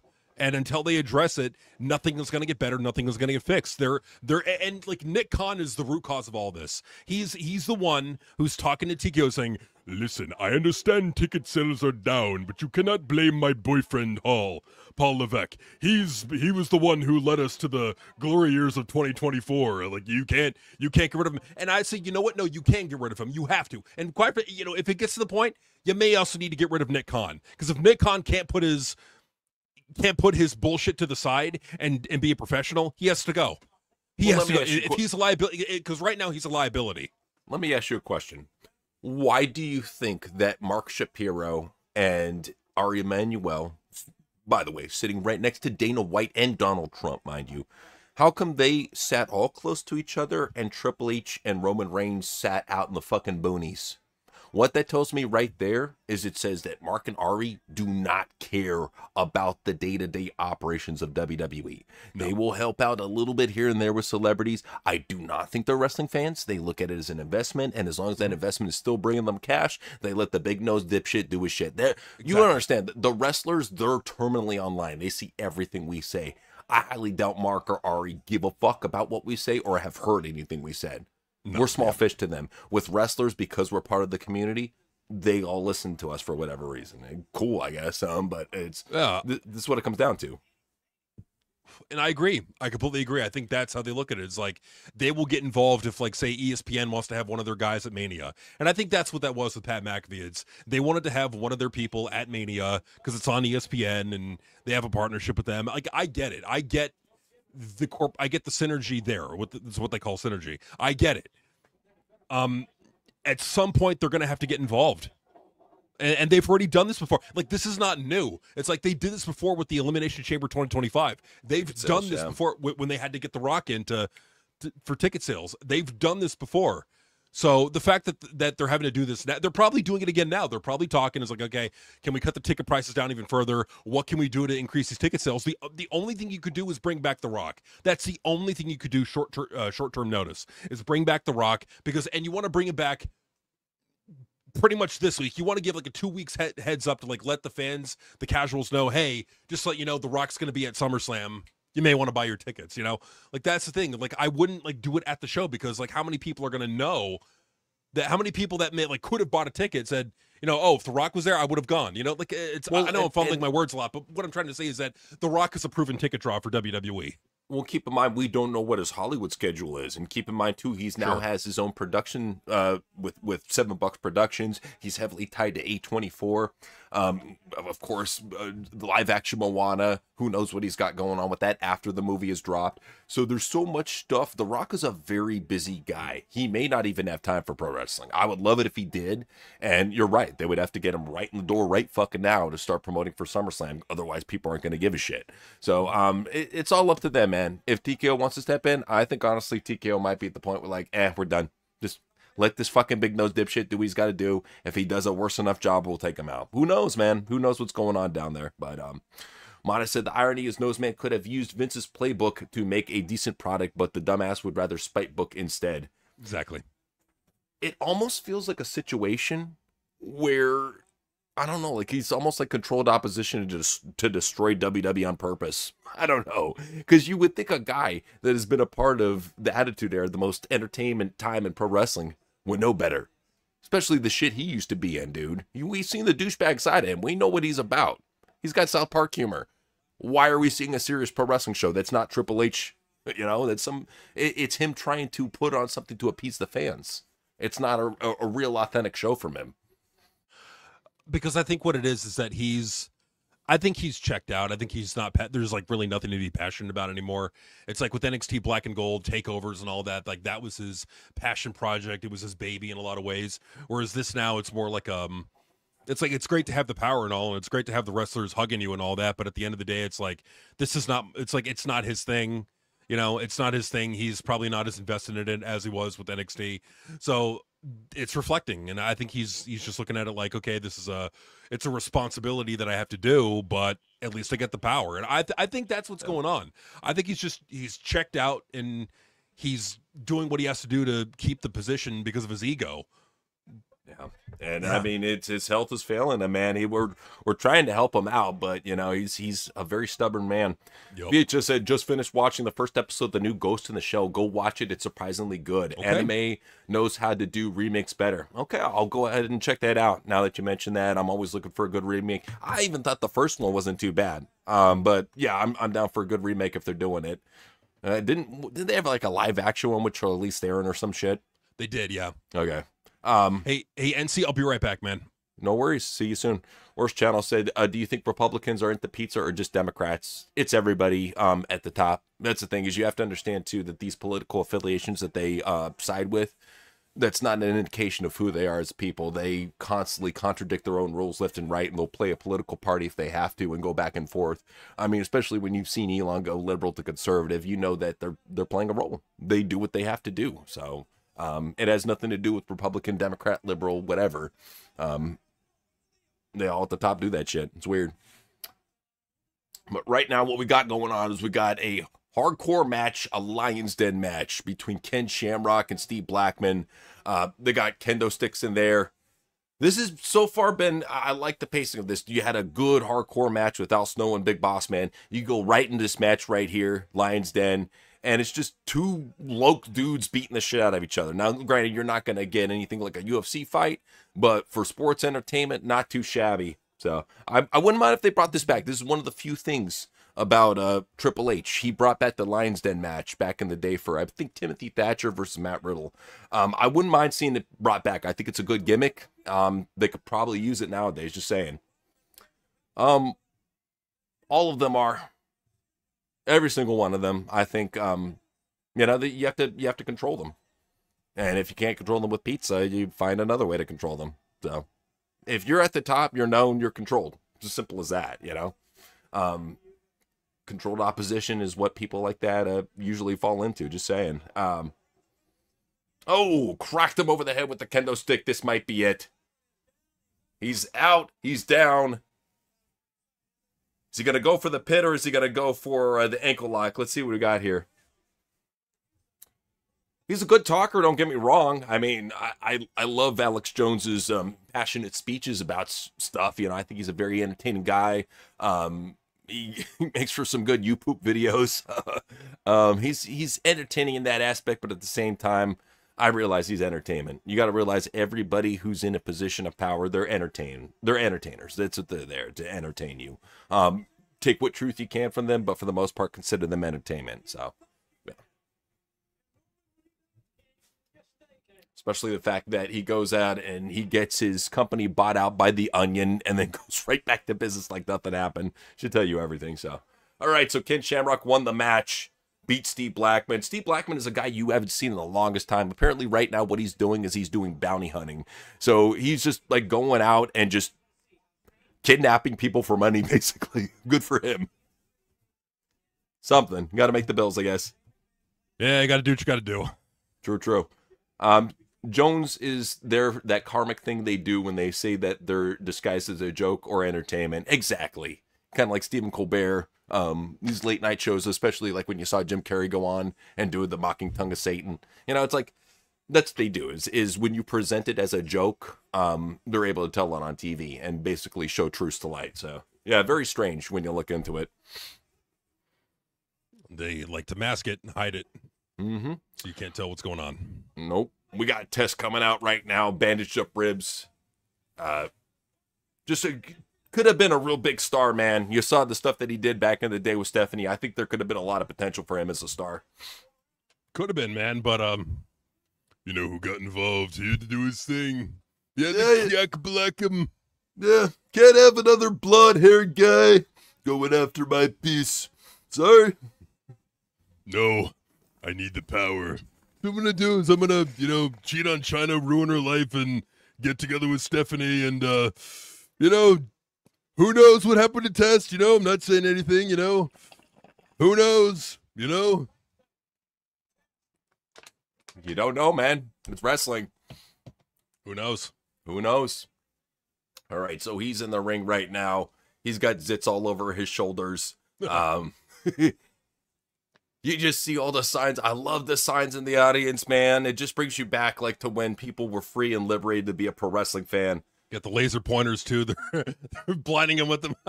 Oh, dude. Nowadays, what do people use laser pointers for? Tracking down drones. You see a drone in the sky, you gotta zap it. All right, we got Shane McMahon coming out for his fight with Test. He looks very unmotivated. He probably knows he's going to get his ass beat. Yeah, he's looking like it. It's kind of hard to get motivated when you know you're up against a guy who's juiced to the fucking gills and they're 6'5". Just saying. Yeah, but it's like, come on, you're Shane. You got to be a pro. Right. Well, that's Shane McMahon. He's at the very least he's a charismatic guy and he can go on that. That's and this is before he started doing the weird MMA boxing bullshit that when he did that shit on TV, I was like, no, dude, don't do that. Don't do that. It's like, nah, dude. Who's got worse punches, Shane McMahon or Io Sky? Io. Yeah. Io to me is the most. Well, you want to talk about the most overrated worker in all of pro wrestling? It is Io Sky without question. Above Cody, above Gunther, above Sami Zayn, above Kenny, above Will Ospreay, MJF, any of those people, the absolute, even Rhea, the most overrated of all time is Io Sky, simply because of the fact that she is so fucking bad, elementary even, at her job, and she gets put on a pedestal that she's the best wrestler in the world by everybody. You will see every podcaster suck her dick and say she's the fucking best. When we, all the time, like, am I supposed to ignore what's out there with Stardom? Am I supposed to ignore what's out there with Marigold? Am I supposed to ignore talents like Julia that are on another fucking brand? Is that what I'm supposed to do? Well, absolutely. You're supposed to ignore all, like, if you just ignore every talent in WWE and every other wrestling talent in the business, Io Sky, I guess, by default, is the best wrestler in the world. Well, but that's my thing is, like, it would be one thing if there was no Asuka in WWE, if there was no Julia in WWE. Literally, she was the only Asian chick in WWE.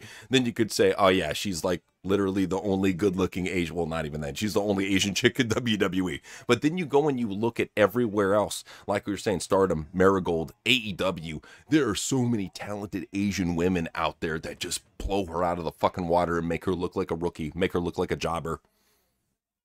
Yeah. I mean, it's the truth. It really is. I mean, she's really massively overrated. Yeah. I would not mind. Certainly would not mind at all. That's for dang sure. Yup. You do it on YouTube, you're going to get a bunch of psychos coming after you. Oh, how dare you crap on my queen? Well, too bad.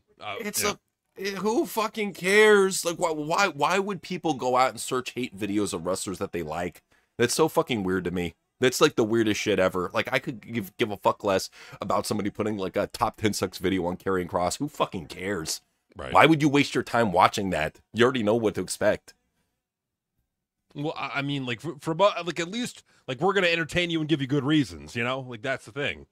That's why you watch us. Because, like, if we do it, we'll entertain you and we'll give you the good reasons. Well, no, but if you like a wrestler, why would you actively go out and, this is what my point. If you like a wrestler, why would you actively go out and search out hate videos about them? Why would you care? Why would you care? I don't know. I get it. Like, maybe they just, they're bored and they want to watch something like that. I don't know, but I mean, I don't know. Weird. They want people to get used to Epstein and Illuminati stuff, so it's just a meme, and you're absolutely right about that last time in LA. They want society so desensitized to it and cooler talk, water cooler talk. It's to the point that every fucking normie, oh yeah, P. Diddy party, white party, every one of them knows about that now. And now they're starting to talk about, yeah, Epstein. Epstein's a big joking point now, too. Illuminati, it's becoming a joking point, too, because people are seeing the symbols everywhere. And when you take it like a joke, you don't take it seriously. And these people, too, they're still trapped in their matrix. They ain't getting out. As long as they have their entertainment at the end of the day, their chosen poison of choice, that's all they fucking need. That's all they care about. Yeah, that's all that matters to them. And that may be taken away, by events of the world. But yeah. So Stephanie right now has got her hands clasped together. She's like, yeah. Oh no, they make a guy who literally was talking about doing weird things to children, like a god. They make him seem like a cool dude, like they want to party with him and shit. It's weird. I can't stand it. Just Prime said, to me, Julia is the most gorgeous Italian Japanese Joshu waifu in the Fed. Yo, I think she's literally the only Italian Japanese woman that I know out there. I'm trying to think of any other Italian Japanese woman. Literally, she's the only one. Just saying. I mean, she is pretty. I mean, we gotta give credit where credit's due there. I mean, she is very, very pretty. Yeah. Well, and she looks better without the braided hair, Like, don't be going with the whole, like, MMA fighter bullshit. No. Show how fucking pretty you are, Julia. Come on. Like, what are we doing with this lesbo gimmick that you were going for? No, look like a fucking hottie. What are we doing? I mean, I get it, like, if you're going into a fight, but you're a pro wrestler, Right. to have the long, crazy hair, that's what makes pro wrestling, even better is when you have cool hair to make a move look flashy. So, yeah, I would say, no, she don't need that cornrow shit. Save that for Natalia, Yeah. No, for sure, man. Yeah, Natalia, you can go ahead and do it. There's not much to lose there. You're not trying to impress anybody.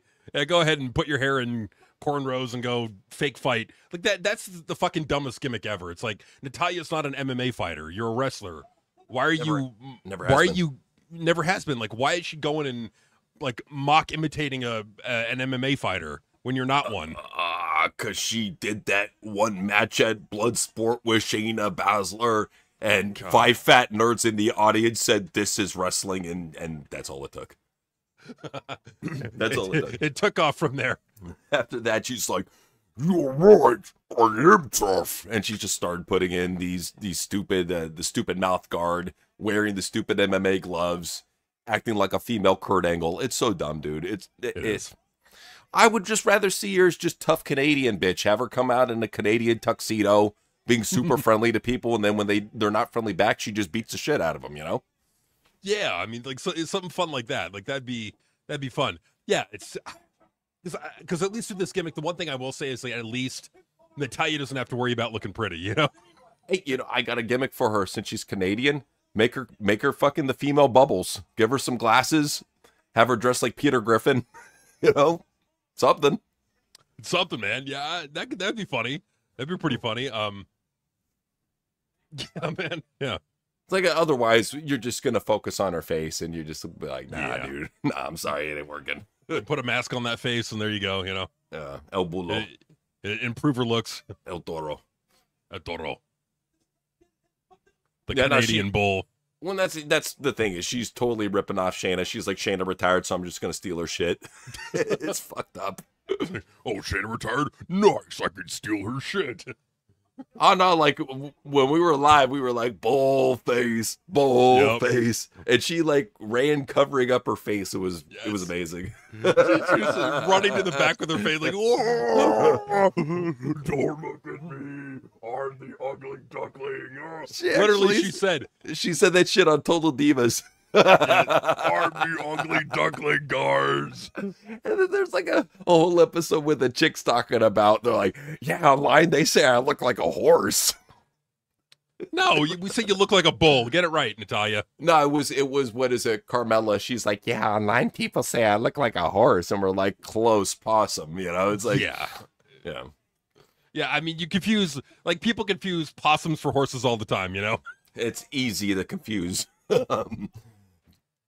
Justin was saying, I think Nikita Lyons is getting pushed. It's just because she finally showed off her talent. I mean, like, lately in Evolve, she's been showing up and doing a live entrance. She's a very good singer, very good entertainer. That's what we told him from the get-go. Just let her do the shit she did in WoW as the Lioness. Let her perform. That's what's going to get people's attention. Yeah, I know you love anime. I just don't think everybody in WWE, like, I think they're a little bit, they like anime, but I don't think they look at Rangiko and they're like, we gotta make her like that. I think that's just mostly a you thing, man. Nothing against it. I'm just saying. Well, I mean, because yeah. let's like that Anya Rune chick. I mean, that she'd probably be into it. You know, that's her. Of course, like, her whole anime gimmick and all that. Yeah. See, I don't know. Like, I'm of the opinion that I think that can get over because I think it's goofy. It's kind of fun. I don't want to see her kind of attractive. You know, she's too talented, honestly, to be goofed up. That's my whole thing about Nikita is.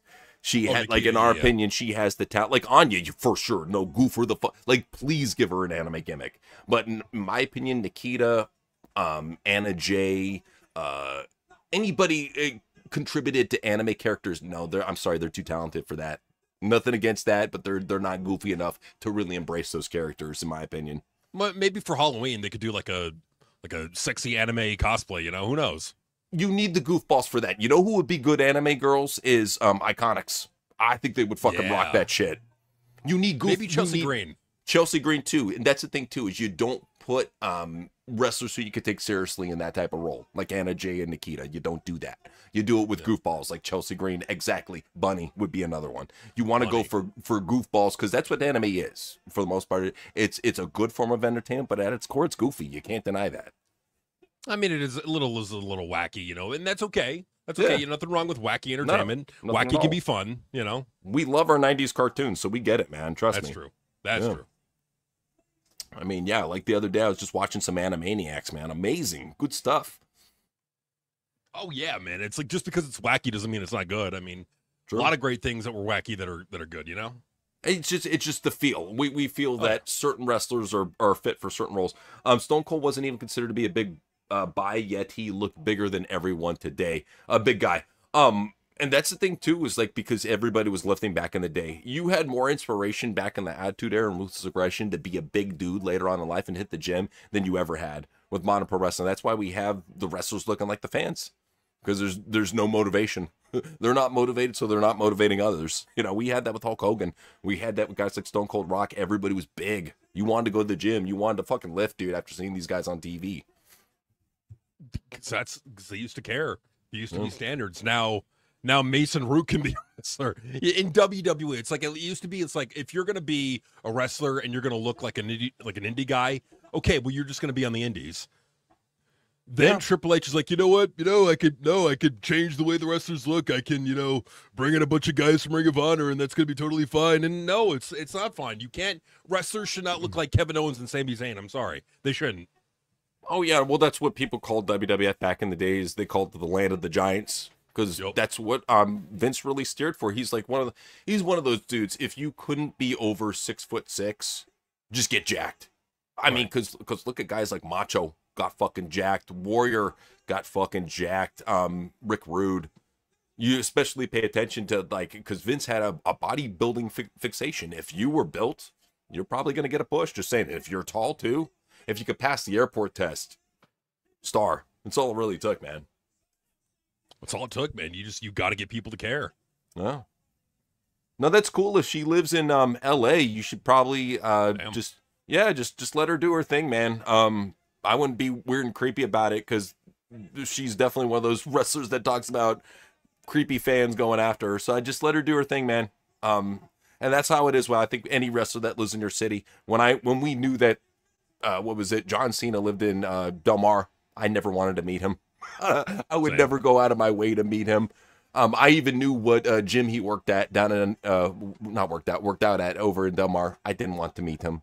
I'm not a fanboy. I like the guy, but I'm not gonna go out of my way and be like, oh, John Cena's there, I'm gonna go fucking harass him while he's working out. That's for sure. Yeah, I just to each their own. But that's just something about me. Like, and even when Nikki Bella was living there, Ray was living there, Dom was living there. It's just No, for sure. All right, so Pat Patterson and Briscoe, they're wreaking havoc. They're beating up people with road signs. Yeah. All right, Test. He's got him for the pump handle slam. Drives him to the mat. Well, and that's the thing too, was like wrestlers, a lot of them, they don't want you to come up to them. They really don't. Like they'll be nice and they'll sign an autograph if they're cool and in a good mood. But you've seen it with John Cena multiple times. Like he had to tell one fan, excuse me, I'm out to dinner with a friend. Do you mind not filming me? He's had to do this a couple times now because people have no boundaries. And I just feel like, especially with a guy, celebrity, anytime they're a real big time star, just let them be, dude. I walked by Dustin Hoffman. I didn't say what's up to him. I walked by Adam West, didn't say what's up to him. The only person who I actually said what's up, and it was from a distance, was Shaggy 2 Dope. So I'm walking, and me and the homies were like, "What's up, Shags?" You know, and he gave a heads up, and then afterwards, all these hound dogs start fucking hounding after him. I'm like, "Shit, what do we do, man?" So, no, man, I'm cool with just showing respect to celebrities, but like with me, I'm not a celebrity worshiper, and I'm sure you aren't either. Nah, Yeah, not really. No. yeah. All right, Stephanie's celebrating right now with Test, and that just has to piss off Triple H in the back. You don't like that shit. Didn't she get enhancement shortly after she got with Triple H? Yeah. It was like Joy probably. Joy Giovanni in San Diego. Interesting. I didn't know that she lived there. Crazy. Okay. There you go, man. There you go. Nice.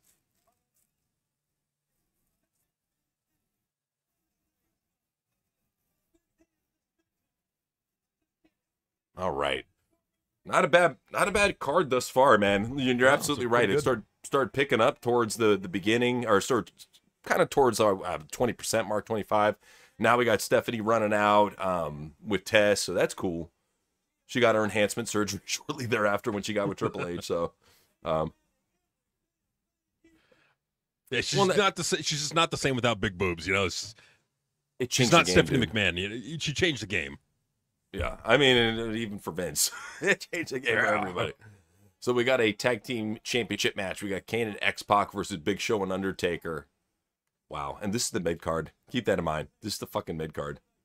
Whoa, yeah. That's star power, man. That's what star power was. And this is back in like what 98. Yeah. I don't think she should, but they're obviously going to go for that because that's how wrestling are. They're all fanboys, so they just rip off a popular wrestler that they like and try to just do their gimmick. So that's wrestling now. Everybody's a fucking fanboy or fangirl. Can't have a creative gimmick of your own. Just rip off your favorite wrestler from the past. God, I'm fucking bitter. I'm so bitter about modern wrestling. I'm sorry. I don't blame you, man. I don't blame you. I hate it. It's so uncreative and unoriginal. I'm sorry. I don't blame you. It's a shame because it's like you could have other minds in there helping out, but no.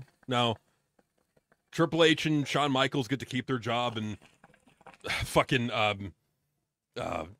Billy Corgan's doing his thing, but it's, you know, I'm not necessarily tuning in every week to go watch it, so it's like there's that going on. Hunter Johnson shitting the fucking bed in TNA. Oh, but it's logical. Yeah, but it's also boring. Like, that's the problem. Yeah. It's like that's why they're not ranking in the top 100. Like that's the thing.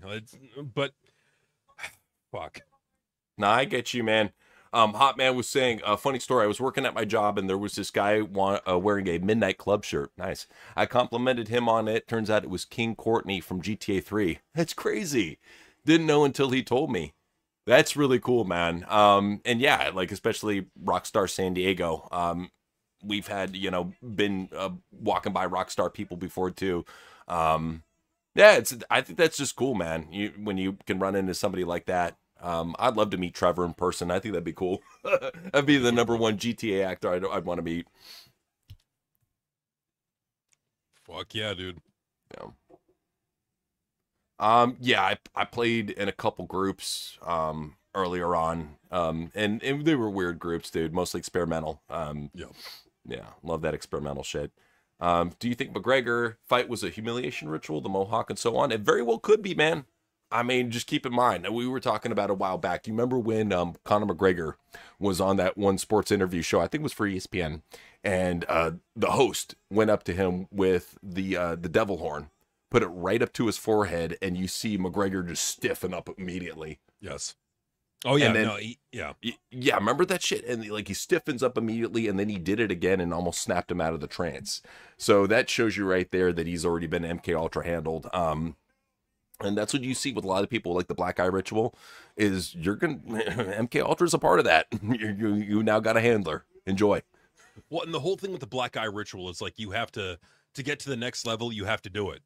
Like you'll be at a certain level until you do it. Like look at Elon Musk. Look at all of them that have undergone this. Yeah, it takes some time, and you will change over time. The person who you once were will no longer cease to exist, or will be a fraction. Some people put on a good facade, but a lot of people lose who they are. But if you're already praying to Saint and Buddha, you're going to be all right, I think. Yeah. Stoked Steezy said, "Have you guys warmed up to GTA 6?" Here's my whole thing about GTA 6. I think it's a double-edged sword. If GTA 6 actually can offer people opportunities to earn money, like Aiden Ross was saying, he's like, in the future, you'll be able to work as a janitor for me for 6 figures in GTA. If that's a possibility and that offers up options to people to play video games and make money doing it, I'm all for it. I have no problem with that. I think right now, more than anything, people should really be using their laptops to earn smarter and not work harder. Especially with all the AI side hustles nowadays, work smarter, not harder. So if that's a possibility, if it opens up job opportunities, sure. If it's another MK Ultra game, I'm good. That's how I look at it. I hear you, man. I hear you. So, has anyone seen the downvotes on this new Odyssey movie that's coming out? So yeah, Elon was saying it's some woke bullshit, and then Tom Holland quote tweeted him and was talking shit about it and said, "Hey, look, if you really want to believe that, that's on you. You're missing out on a great movie." I mean, it's directed by Christopher Nolan. From what I've seen from it, it just looks like, meh, you know? Yeah. But I don't know. I mean, with most modern movies, I just don't think they're worth watching in the theaters. You might find a good one here and there, but I'd rather just wait till it comes out. Wait till they get a good stream, and you're good. You know, it's the way to do it, man. Just wait till it comes out. Yeah, but yeah. So that video had 85 upvotes, 797 downvotes, or sorry, 797,000 downvotes. Damn. Yeah. Wow. You know, well, because they got Elliot Page in that movie, and God. And they're having her play some like male gladiator Scythian bullshit gimmick, and I'm like, from what I've seen, it looked like shit. Like it did not look good at all, and they're gonna find out. They're gonna find out. I mean, maybe it'll do well. Who knows? I hope it fucking bombs at the box office. I hope it bombs 10 times worse than Moana. It probably will, just because it looks like shit and because it's something that people don't care about. Just Prime said, the footage of Blast live in 1986 I showed y'all featured William Duvall on second guitar. Mr. Duvall fronts Alice in Chains now. Oh, cool. You know who I heard they're getting as Gigi Dolan in a movie? Who's that? Michael Cera. Oh God. Oh God. I don't know if he can play the role. Who knows? We'll see. Maybe he can. We'll see. Well, and the big thing with any Rotten Tomatoes, don't ever pay attention to what the critics say. Pay attention to what the users say for everything. Yes. And I honestly, I don't even like Rotten Tomatoes. The best one for me is probably Metacritic. Just go to Metacritic user reviews. You'll find out if it's good. It's right there, man. Well, and that's the thing, too, is it's not an indictment. There can be good historical movies, but the shit that's coming out nowadays... And here's the thing about Christopher Nolan. He to me is not a good filmmaker because he's basically anti of everything that we were talking about. We were talking about good pacing in movies.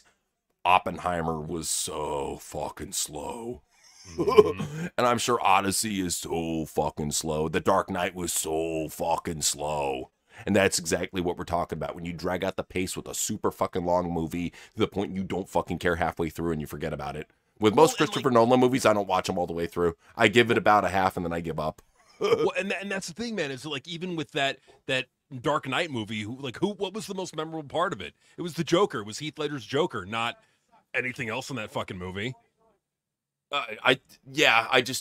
Besides the Joker, but even then, you know, it's just, I don't feel like he could really pick up on anything from there. I don't like Christopher Nolan's style of filmmaking. I think most modern filmmakers fucking suck. You really have to go to like Quentin or Scorsese. I hate it. Like an old timer to get a decent movie. It's kind of shitty. Well, and what I don't like about this movie too is they're jam fucking big star actors in the movie. It's like, if you have to put that many fucking big stars in your movie, how good is it really going to be? Well, it's them trying to do anything they can to get the views. And that's like, It sucks too, because nobody cares about Zendaya. Nobody. I know she's all over these fucking dirt rags and all these fucking jerk off mags that your girlfriends read, you know. But nobody fucking really cares about Zendaya because she's ugly and she's not a good actor. Like that's what it comes down to. Tom Holland, nobody can get really invested in him because he's just a skinny little dude. You know, he's the weakest form of Spider-Man that we've ever seen. So it's just from the acting standpoint, I can't get invested in the actors because they're weak and they suck. Which is honestly why I want AI to replace it all. I'm gonna be real. It's like I hope it does. I really do, because these actors fucking suck. They do, man. What are they fucking like? It's just all they do is they cram their fucking agendas in. Their performances suck ass. The script in and of itself sucks ass. Shit, you might as well just hit like AI everything. Fuck. It's going to get like that. You're going to see a lot of studios, and they're going to start replacing actors. And as you have already seen, you've seen, actors being used in movies. They're bringing them back from the dead via AI for shows, shit, just for Cobra Kai. Remember, they had Pat Morrowdy, the AI thing in there for him. So they've been doing that a lot more often with shows. And I think you're going to see it a lot more often in TV shows and movies. You know, I'm just saying. Good. I mean, seriously, because like it's like I get why people are anti AI, but at the same time, it's like when you see so many fucking shitty movies, I don't want to hear the argument that AI is killing creativity, motherfucker. Go back and watch shows like from the past and even shit now that's not using AI. No, creativity was being killed long before AI became a thing. I mean, shit. Look at how bad movies have been. Well, and just if you're going to compare modern shows, for example, like you can go and try to watch some bullshit like the fucking Goldbergs, or you could actually watch something like Married with Children and be like, whoa, this is what good pacing, good storytelling, good jokes, good characters are fucking all about. You know, it's a lost art. It really is, man. It really is. But no, apparently AI is killing creativity, even though it allows people to be more creative. You know, it's all in the eye of the beholder. It's all in the person who's actually using the tool. And if you're an uncreative person to begin with and you're using AI, guess what? You're going to get uncreative bullshit. Look at fucking Tony's t-shirt department. Say no more, you know? Right. I mean, it'd almost be better if they were using AI. Huh? And like, it wouldn't surprise me if they're not using AI to do that. They're doing that all like, you know, I don't know. I think AI is getting a lot more fill-in than people realize. I think that's what's going on. Is I think they're using AI a lot more in movies and TV without people even realizing it. So you may even be like an AI slop and be like, oh shit, that was AI slop. Yeah, it probably was. Well, and that's the thing that's going to be funny is like all the AI, all the AI detractors out there. They're going to be like, I hate AI, but I love that movie. You tell, hey, that was actually all AI. Okay, but but that is like exactly, motherfucker, exactly. Creativity is creativity. All AI is just another tool. That's what it is. You know, it comes down to. So did you know who Michael's husband got into office creativity, became secretly outlawed? It seems like pretty much around that time. Mm-hmm. When we saw that happen, we saw creativity die and get sacrificed at the stake. And it just, everything is on purpose right now. I can assure you, everything you see in society about entertainment being more boring than ever, it's all done on purpose. And it just sucks. That's why I say more than ever, go and search out the indies. Go and search out retro. Look in the past and look what's outside of the mainstream to really find some good shit. Because trust me, it's still there. It's still there. You just got to look around a little bit more. Yep. Just got to look around a little bit more. Or just make your own stuff. Yeah, straight up. I mean, especially with the tools available. Christopher was saying, personally, I want future directors and writers to go independent and not kowtow to corporate studios meddling their films with SJW garbage. And I understand that. I mean, I would love to see more people go independent as well, too, because there's such a good market for it now. And it's easier than ever to get your film out there. Even if you just want to put it on YouTube, it's so easy to get it out there to people for free. That's one of the great things about modern day is that you can make a movie in AI, put it on YouTube for free. Technically, not even spend a single dollar. I mean, shit, I know people that just, they'll spend money on Claude, and what they'll do is they'll make kid cartoons in it, you know, through AI, and then put the shit on a YouTube channel and do well.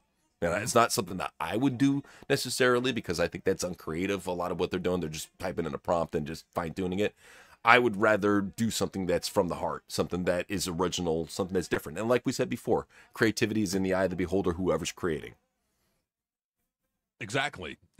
And that's the thing. So like, it's just a tool at the end of the day. But if you're going to use AI or really anything on YouTube, you always want to have a little brand of yours in the corner, just to let it know, just to let the AI bots know that this is this is original content. It's from a brand. It's not somebody else's content. It's not reused. That's basically what inauthentic content is that it's reused content, pretty much. That's the way the AI bots see it. So I see it as bullshit, but I hear you 100%. I gotta check it out. I've heard a lot of good things about it. It is on my list of movies to check out. So yeah, when Truly's not around, I will definitely go ahead and check out that. I'm always looking for a good psychological horror. I thought Barbarian was fucking garbage. I'm really hoping that Weapons is halfway decent. So yeah, I'm looking for something newer. Because a lot of newer horror that I watch, man, it falls in the same category of everything I'm talking about. Such slow fucking pacing. 30 minutes of talking or 45 minutes of just a bunch of teens bullshitting and seeing them in a car when I just want to see them get cut up, you know? It's like, get to the fucking point. Seriously. Get to the point. Come on. Yeah. So, okay. I will check out Raging Full On album by Firehose. Okay. Okay. Okay, this tag match needs to fucking end, okay? It will be, well, that's the thing, too. It's like, I don't mind. I like seeing Undertaker and Big Show and Kane, but I want to see him in promos. I don't want to see him in matches. And that's the big disconnect, like, because people think, oh, you like the matches. No, we like the characters and the segments. I'd rather see a Big Show Undertaker Kane segment, even an X-Pac segment, over a fucking 20-minute fucking boring as shit match. Just saying. Absolutely, man. Absolutely, positively. Like, literally, we got Big Show doing bear hugs, dude. Not even Tony would put the shit on TV. That's why he keeps Big Show at home. He's like, you're just gonna fucking do fucking hugs on TV. Hugs on TV. All I can do, hugs on TV. He's just a brain-dead bear in a singlet. Just, if he's gonna do this shit, just keep him off TV. Yeah, there you go. Just give him cocaine and make him Cocaine Bear then. You know, do something with him. He's the Coke Bear. Recently seen a Summerween with few friends of mine. Not the worst movie, but it was kind of funny. Okay, I mean, if it's something that's, you know, good, cheap laughter, I don't mind that. I always go back and watch, like, the 90s and 2000s comedies, you know. They're very underrated. No, they really are. And there's a lot of good stuff on Tubi and on Pluto. Oh, yeah. No, especially on Tubi now. There's so many. Like, they put Dumb and Dumber on there. So if you haven't checked that out, definitely one to watch. No, they got a lot of good guys shit coming back. Mm-hmm. A lot of good shit on Tubi. They had The Mask on there last month. So, yeah, I love it how they're doing this, like, little Jim Carrey rotation right now. I'm digging it, man. Hell yeah. I'm digging it. Well, that's our whole thing. It's like, matches are great, but, dude, we've seen so many fucking matches. That's why we tune out and just talk about other shit during matches. It's just like, to us, matches are the worst part of pro wrestling. They are. Well, they're the most boring part, because it's like, you know that no one's actually going to get hurt, or they could, and then you pay attention, but it's like, for the most part, it's just a move, and then another move, and then another move, and then another move, and a move that leads to another move. That's all it is, you know? One thing, I know a lot of smarks would disagree with this, like, this story, and you fucking idiots, you're not paying attention to the payoff. Does it really need to be 15 to 20 minutes? Why can't it be 8 to 10? Why do they have to fucking fight forever? Real fights last fucking minutes. Why is this dragging out fucking 20 minutes long? Doesn't make them look like superhumans. It makes them look like fake shit. It does. Yeah, if you want some good free movies, Tubi, in my opinion, is the way to go. They got Married with Children on there, too, so if TV shows as well, it's really the way to go. That's right, man.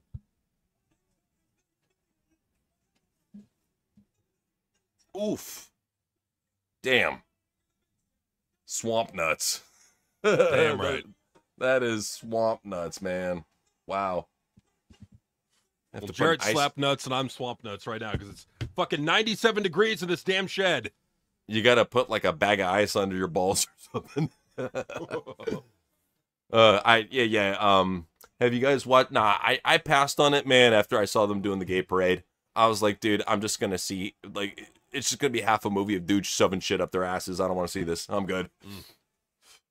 Yeah, I'm good. Anybody play or see the cutscenes for that new Doom DLC that came out?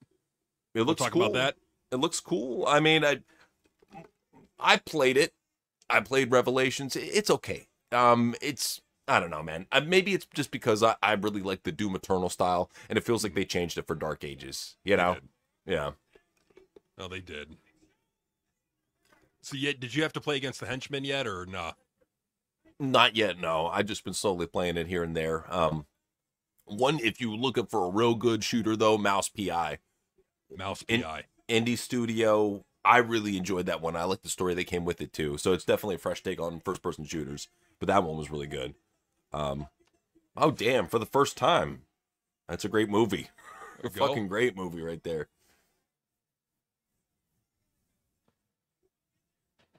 Yeah, it's a good match, man. Yeah, it's hot everywhere. It don't matter if you're in Ireland, Tampa, LA, you're feeling the ball sweat. You're feeling the pain. There's a flood going on. Oh shit. A ball sweat flood going on. Oh no, I mean, yeah. Oh yeah. The best thing you could do is, I tell you, just keep your AC running the whole day at one temperature, at like a comfortable temperature, and don't raise it or don't lower it. That way it won't really cut. I noticed when you shut it off or you change it, it fucks with your bill. Just saying. Yeah. Yeah. You got to keep it at a constant, right? Yeah. All right, so we got Jesse Ventura as a special guest referee for this big match here. Can't wait. Where they have Stone Cold and Undertaker brawling on the front cover of this, and you don't see them in the match together. I think they fucked up there. What the hell? Like, what are we doing? Come on.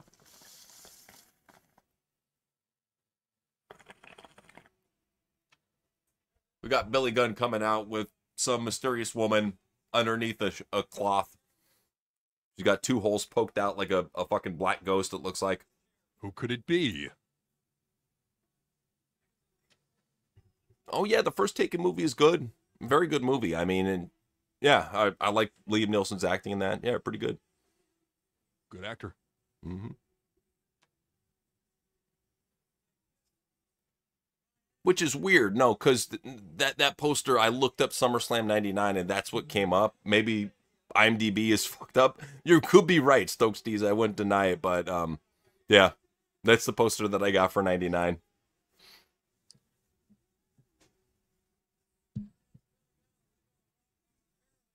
Okay, so is the Rock facing him? I think that's who it is. It's got a microphone. I tell you, Billy Gunn is still in great shape. I'm not sure if you've seen him on the indies, but the dude is still fucking jacked. Oh yeah, no, Billy Gunn's in great shape right now. Still is, you know. Good for him. Mm-hmm. He's got a big surprise. Looks like Jim Cornette's wife. Goddamn. Oh. Bakery quality. Fucking Jim Ross. Bakery quality.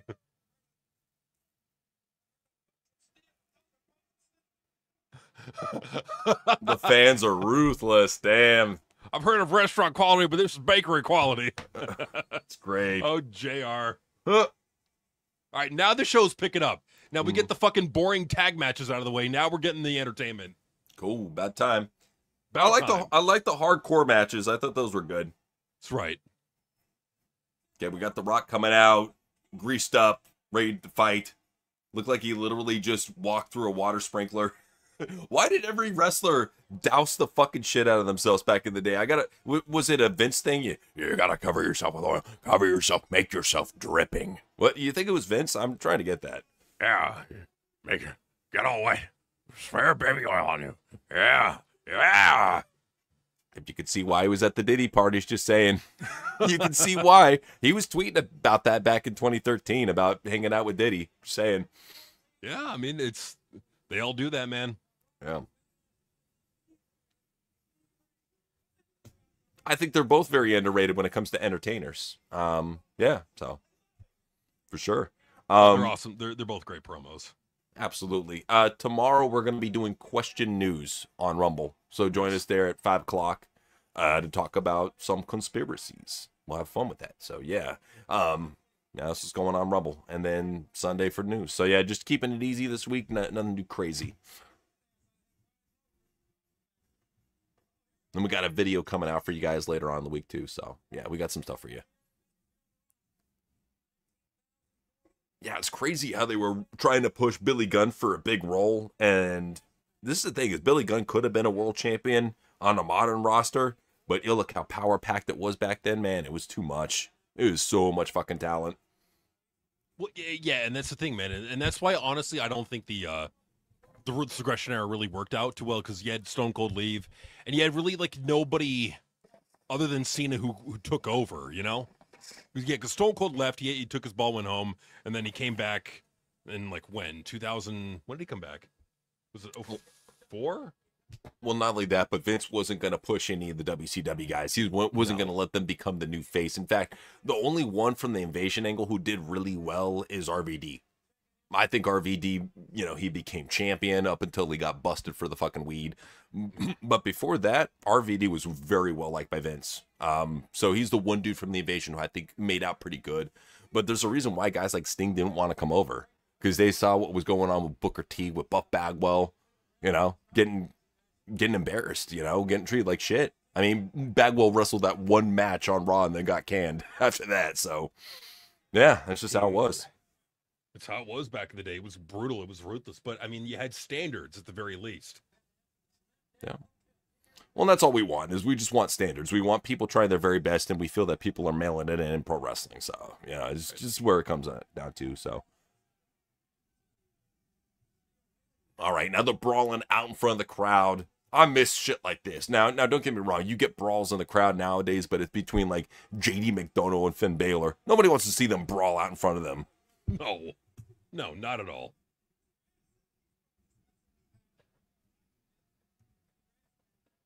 Now, Sting's a great dude. He's somebody who I saw way back in the day on a Nitro. But, yeah, I'd love to meet him. He seems like a cool guy. That's right. All right, Billy Gunn. As an airport designator and suitable for kissing. JR, dude, man, I'm telling you, man, he offered so much. Him and, yeah, well, I think Jerry helped too. You got to have that foil, and I think Jerry was that perfect foil for him. You know, the goofy guy to his serious side. So they made for quite possibly the best commentary team of all time, and nobody has came close. Easily. So they still got that Lion's Den set up, and now they're fighting over by the Lion's Den. Throw them in there, lock the cage, you win the match. That's all it takes. You won by count out. That's all you had to do. It's that easy. Yep. So he's taking him back to ringside, had enough brawling. This is the one thing you would have seen, too, if you went to a live show back in the day. They loved doing this. Like, half of the matches were, you know, on the outside of the ring. It was great. Yeah, because, like, even they knew back in the day, it's like, okay, well, having a match in the ring is just boring. Yeah. We gotta spruce it up a bit. We gotta make it exciting. And at least they got it back then, you know? At least they understood that. Triple H doesn't know that. He's just like, haven't been wrestling in the ring, and I don't know, have a Philly street fight in the ring, you know. I love it how street fights nowadays are in your wrestling gear, and you don't go past ringside area, and you only use weapons like chairs and kendo sticks and tables. Yeah. That's it. That would be too extreme, you know. I mean, you can't use like stuff you would use in a real street fight, like a stop sign or like a fucking tire iron or like a broken bottle or, you know, none of that shit. No, you don't get that. None of that stuff. None of the good stuff. Nope. So Rock is guzzling some water, spits it in Billy Gunn's face. All right. Insults the fans. I don't know what was the point of bringing this fat chick to ringside. Was it to show you that, yeah, you could have a chance with Billy Gunn if you're that big? I don't get it. She's the punchline. I get it, yeah. Yeah. Oh, no, there's little glimpses of it here and there. It's just, nowadays, that's all you see is glimpses. You don't see anybody dedicated to giving you something good, and that's just all we want to see, man. Just give us one company that has something good. Well, yeah, and that's the thing, man. It's like, I just want one company, you know, that's got the money behind them that can do that, you know, and that's the thing. You know, JCW, they're doing good stuff. Don't get me wrong. They're doing a lot of good stuff. They need more money, man. And That's the thing. It's like I really wish JCW would really monetize every venue possible, whether it be channel memberships, whether that be super chats, whether that be Patreon, everything at their disposal. Because they need the money, man. Because like they've got a lot of potential, and I still feel like a lot of their potential has not been fulfilled and utilized yet because of the money. They need more money. You know what they need to do more than anything? Because I know they're still probably talking to each other. They need to be on my AEW. Yeah. I think Yeah. that will really help them out because that's going to raise their profile and it's going to open up the doorway to AEW talent showing up on their shows. Like, because look at it, ever since GCW and AEW started talking to each other, they have Hook showing up. They got fucking Jungle Boy showing up. Now, nobody who we would want to see, but these are people that are important to Tony, and he's letting GCW go use them. Right. And that's what I'm saying is like if they're eventually working with my AEW through some sort of venture, we could have some. I'd rather see an AEW tie-in than a WWE tie-in for JCW.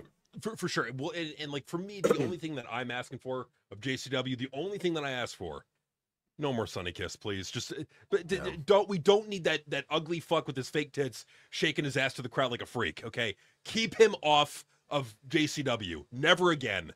Never again. Well, Everything else is great. Never again with Sunny Kiss. And that's the problem too. Is like the Violent J from early 2000 and late 90s is completely different than modern day Violent J. I guess at the core he's still the same dude, but he's so far DEI and liberal nowadays that yeah, he does steer towards a lot of this shit. So you're gonna see Sunny Kiss there. You might even see Nyla Rose since she's looking for discount bookings now. You could see a lot of these people who you don't want to see in JCW over there, and that's our biggest thing too. When we tune in and we see fucking Sunny Kiss, we see Mickey Knuckles, we see like can I be just real? what is it? Who's the fat fucks monster? At least they got rid of them. When you see so many fat, out of shape wrestlers, it really takes away the suspension of belief of you wanting to believe that this is the best company around because they have so many schmucks on their roster. Yep. Yeah, That's what it is. I agree, man, and I'll be real. I'm going to be dead ass fucking real. Please. When we did that JCW show, when I saw Sunny Kiss to put a sour taste in my mouth, I was like, you know what? The show was good all in all. But I'm going to be real. I'm going to keep it real. When I saw Sunny Kiss out there, I'm like, fuck, come on. Well, and that's what we're very real people. We're not going to lie to you to get you to like us. That's the biggest thing. We're going to be dead honest about how we feel about things and take it or leave it. And just either way, just know that this is our opinion and you're entitled to your own. If you think JCW is the most amazing company around, good for you. Do I think it has potential? The most potential out there? Absolutely. Yep. But the big thing holding it back is it needs big money or a big spotlight. That's why I think, if Vince Russo gets cozy with Tony, we could see a deal on my AEW, and that would get him more exposure and allow more people to take his company seriously than any other deal out there. Triller's fucking dying. Streaming platforms are dying, but Tony has enough money for his own. Get on his streaming platform while you can if you're a fucking indie. ID is busted. This is the way to do it. Well, that is absolutely a way to do it. But the way I look at it, like, because we talked about it on the news, the way I look at it is like, if you can get 3,000 juggalos, 3,000 people to chip in $5 a month, that's the production cost right there. And if it's every month, like these are filmed like 3 months at a time, from what I know. Okay, well, that's a lot of money that JCW not only has to make the shows, but to actually grow the company, to bring in bigger stars, to maybe get bigger and better venues. Like, that's the thing, man, is they need the money, and they should be monetizing every venue that they got possible. And not bringing Sunny Kiss back is a great way to start, man. It's a great way to start because I can't be the only one that gets pissed off when they see that guy on their show. Well, I will say that the talent direction has greatly improved since the last time we reviewed it. I like seeing up-and-coming talents like Red. I think he's a great up-and-coming talent. I think Josh Bishop is awesome. They're using Cruel more often, which is cool. Caleb Conley, they're going for a character change. I appreciate that. Kerry Morton is still doing his thing, which is cool. There's definitely a lot of talent there in the mix and new talent in the mix. They brought in EC3. So the talent is there. It's more so, like we said, a money thing and an exposure thing. And I just don't feel like YouTube can give them the exposure that they need or deserve. I think they deserve bigger eyes and more eyes, Well, stability is really what they need financially. So they need a deal of some kind that would do that, and that would bring stability. but it's highly competitive. Like they're going into a very competitive market where there's a lot of companies out there that want to get a deal. And the other thing too is like YouTube views are completely different than TV views. Like TV views are not affected by an algorithm. TV views are just affected by, Nielsen's formula of how they count viewers and how much interest there is in that particular show. Like for example, like if The Rock were to come back onto SmackDown, you would see a massive viewership spike, right? Whereas with YouTube, it's all algorithmic. It's like, are they recommending your content to other people? Are they putting it out there? And it's two completely different things. And so it's, yeah. I agree. People need to understand that too. YouTube can suppress you. Yes, absolutely. And yeah, I do think that there's suppression going on with a lot of channels. I think that YouTube is suppressing a lot of people. It is what it is. You learn to work around like we have. It's the best thing you can do at a time like this is just learn to work around. So The Rock won his match. Good. Up next, we got that triple threat championship. Oh, this is why. So Triple H, Stone Cold, Mankind. They got Jesse Ventura as a special guest referee. Okay. Should be a good match. We'll see what happens. Cool. Would have you given Mankind the world title back in the day? No. Okay. No. I wouldn't have done Understandable. it. No. Understandable. I wouldn't have either. You know who I would have given the world title?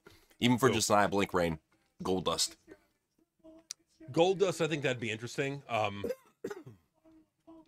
Like what year are we talking? Are we talking like 2002, 2003, or are we talking like 98, 99? If I'm going to give Goldust the world title, I'm going to do it summer of 96 while he feuds with Shawn Michaels. I'm going to have him beat Shawn Michaels via some dirty bullshit where he's like rubbing up on his balls or something.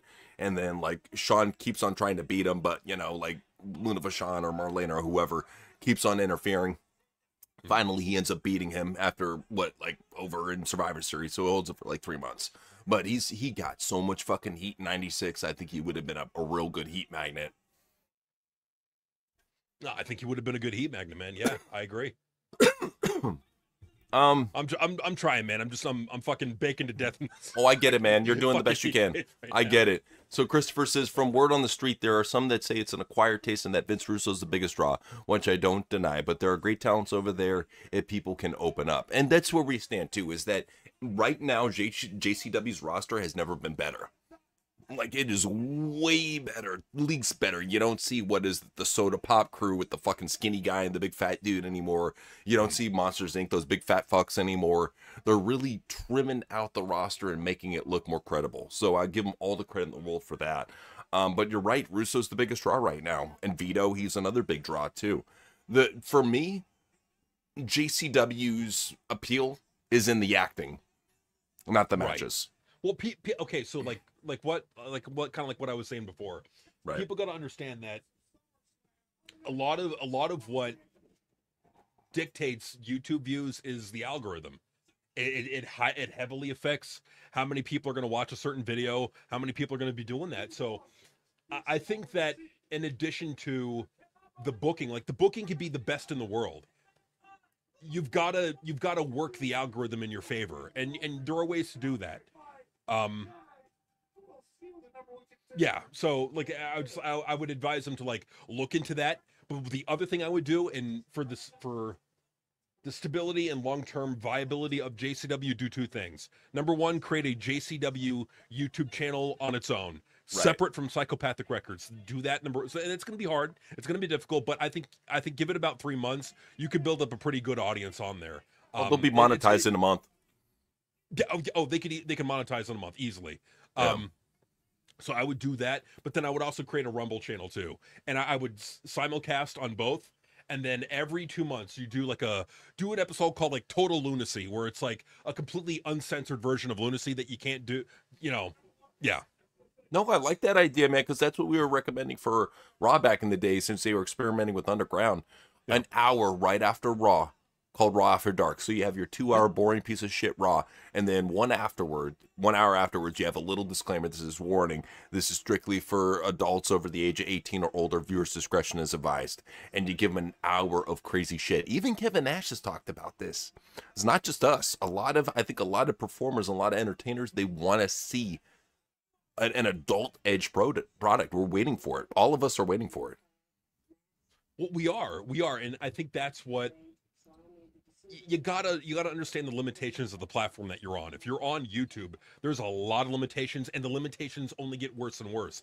Things that were safe in 2024 are probably not safe now, or may not be safe now. Things that are safe in 2026 may not be safe in 2028. So you got to keep that in mind, and that's why I think Rumble, Kick, all these other platforms are great alternatives to be having JCW Lunacy on, so that it's always there, and there's always a safe place for it to be, no matter what happens with algorithms or AI bots or any of that. And so I really think that JCW should be doing that. And everything that we say, it's not to shit on JCW or to do anything negative. It's to say we're lifelong juggalos. We like what Vince Russo can do. We see potential on that roster. We see potential there. We like Big Vito. We like Jasmine Sinclair. We absolutely love Violent J. There's a lot of positives, but they got to understand the limitations of the platform that they are on and take advantage of all the revenue streams that they got possible. Like, I feel like they have not really taken advantage of their channel memberships. That is, if you got, like I said, if you got 3,000 juggalos, $5 a month, that what 15, okay, 30, okay, so that's what? That's what, like close to like $11,000 a month that you can use to now pay more wrestlers and expand. Why aren't they doing like t-shirt? That's merchandise is all well and good, but if you're on a platform like YouTube or Rumble who has the same exact monetization features, take advantage of them. Chapter 2 said only thing better than reggae over that is summer reggae mon. Oh yeah, reggae's good, dude. Like we said before, reggae is one of the few that speaks the truth. Good music. Absolutely. Garza said Vakir is returning at SummerSlam. Yes, Good. probably Good. is. They need her. They need youth. So bring her back. Not my favorite promo, but at least she's entertaining to watch. Chapter 2 Certainly said attractive, you know. yeah, Ariel Hawani is better than Chris Van Vliet at interviews. Well, the thing about Ariel is he's not afraid to ask the really crazy questions. Chris tries to be the friend. Ariel's not afraid of being hated. And trust me, there's a lot of fighters and wrestlers that do not like him. So, yeah, just saying on that. Now, that's the thing about JCW is they always using they need to work on that because since YouTube is very weird with cussing. Right. Yeah. All right, we got Mankind coming out. Cool. All right.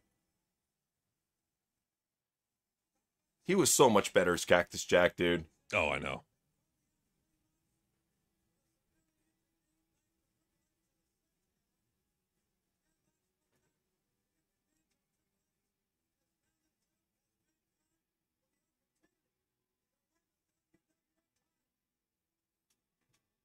This is one of the few guys that could wrestle in a fucking dress shirt, sweatpants, and sneakers, and they give him a world title. The original Sami Zayn, you know? Yep. Oh, wow. Dude, China, like, if you saw China before and afterwards, those are some fucking cannons. Like, what the hell? That's cool. Did you give it wild turkey? Did you eat it? I don't know, man. I might make a pet out of it if it came in our backyard. Truly, would probably make it a pet. Just saying. Yeah, but then you got to feed it, and you got to do. It's like, honestly, you know what? There's nothing wrong with eating. I'll put it that way. Not at all. Can someone use the Holy Spirit to do evil, such as hurt or put a curse on somebody? No. God does not work like that. No. The whole thing with being a Christian or believing in Jesus or believing in God is that you don't seek vengeance. You let karma, you let the universe handle things. And that's the biggest thing you got to keep in mind is that if you truly believe in God, there is a higher power that will take care of all your problems. You need to put it in God's hands. Don't put revenge in your hands. Agreed. And even if you try to like do like a protection spell and all that, there's at least, in my opinion, there's like a 60% chance it's going to backfire onto you. Just put it in God's hands. Pray to God. Like, let God handle it. Trust me. God's the creator of the universe. He's more powerful than any spell you could do. Trust me. Believe it into his hands and you'll be good. Yeah, I don't believe... I mean, don't get me wrong. Those protection spells and all, I guess they can work, but I've always felt the best protection is angels. Yeah. If you stay dedicated to the Lord, because you got to understand, these Satanists, they're dedicated to their Lord. You stay dedicated to your Lord, man. That's how you can fight back. You know, Absolutely. Raise your protection. That sucks, White Mike. I'm sorry to hear that. Hopefully God finds you and you heal, man. Very, very tough to see. Yep. God's there for you, man. Absolutely. He's there for every single one of us. No, absolutely. All right, so Triple H is saying, if you try to get shot out the ring, I'm going to punch you in the face. You don't want to fuck with Ventura. He'll fuck Triple H up. Damn right. It's like, who the hell do you think you are, you big-nosed dork? I'm Jesse the Body Ventura. Straight up. Yeah, no, that's debatable. I like Dude Love as well. But for me, I like the death matches and I like the crazy promos. Oh, yeah. So I'm gonna pick Cactus Jack. I'm sorry. Yeah, to each their own, you know. Dude Love was definitely a good character, you know. Oh no, he was. I love what Violent J and Checky called him, Cactus Sack. You know. yeah, it was good shit. Too drunk Terry Funk. Too drunk Terry Funk. Mm-hmm. Well, that's why, you know, if you roll with God, they can attack you. No matter how strong they think they are, they can't get to you. It's true. It's absolutely true, man. Yeah. No doubt about it. I sent songs by different bands to bandmates. They dig some of them. My front woman thanked me for showing her new music. That's what's up, man. Just always keep on showing people new music, expand their horizons. So it's a good thing. That's right, man. Mm-hmm. So I'm drinking a soda right now. I've never had it before. Sure. Should I take a picture of it and put it in the... What type of soda is it? It's Barks. Oh, it's one of those flavored Bark root beers? It's not a root beer. It's... Okay. Hold up. I'm taking a picture right now. I'm glad we could help.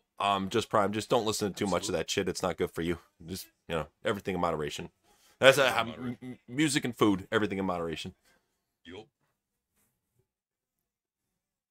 All right, so they're both double teaming on Triple H because they both hate him still to this day. Triple H, he puts on a good facade as being the most liked booker ever, but dude, there's so many veterans that can't stand his ass. Oh, I know. Well, and can you blame him?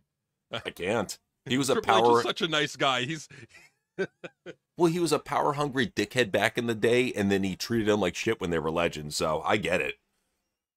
Well, it's like if he wasn't so much of a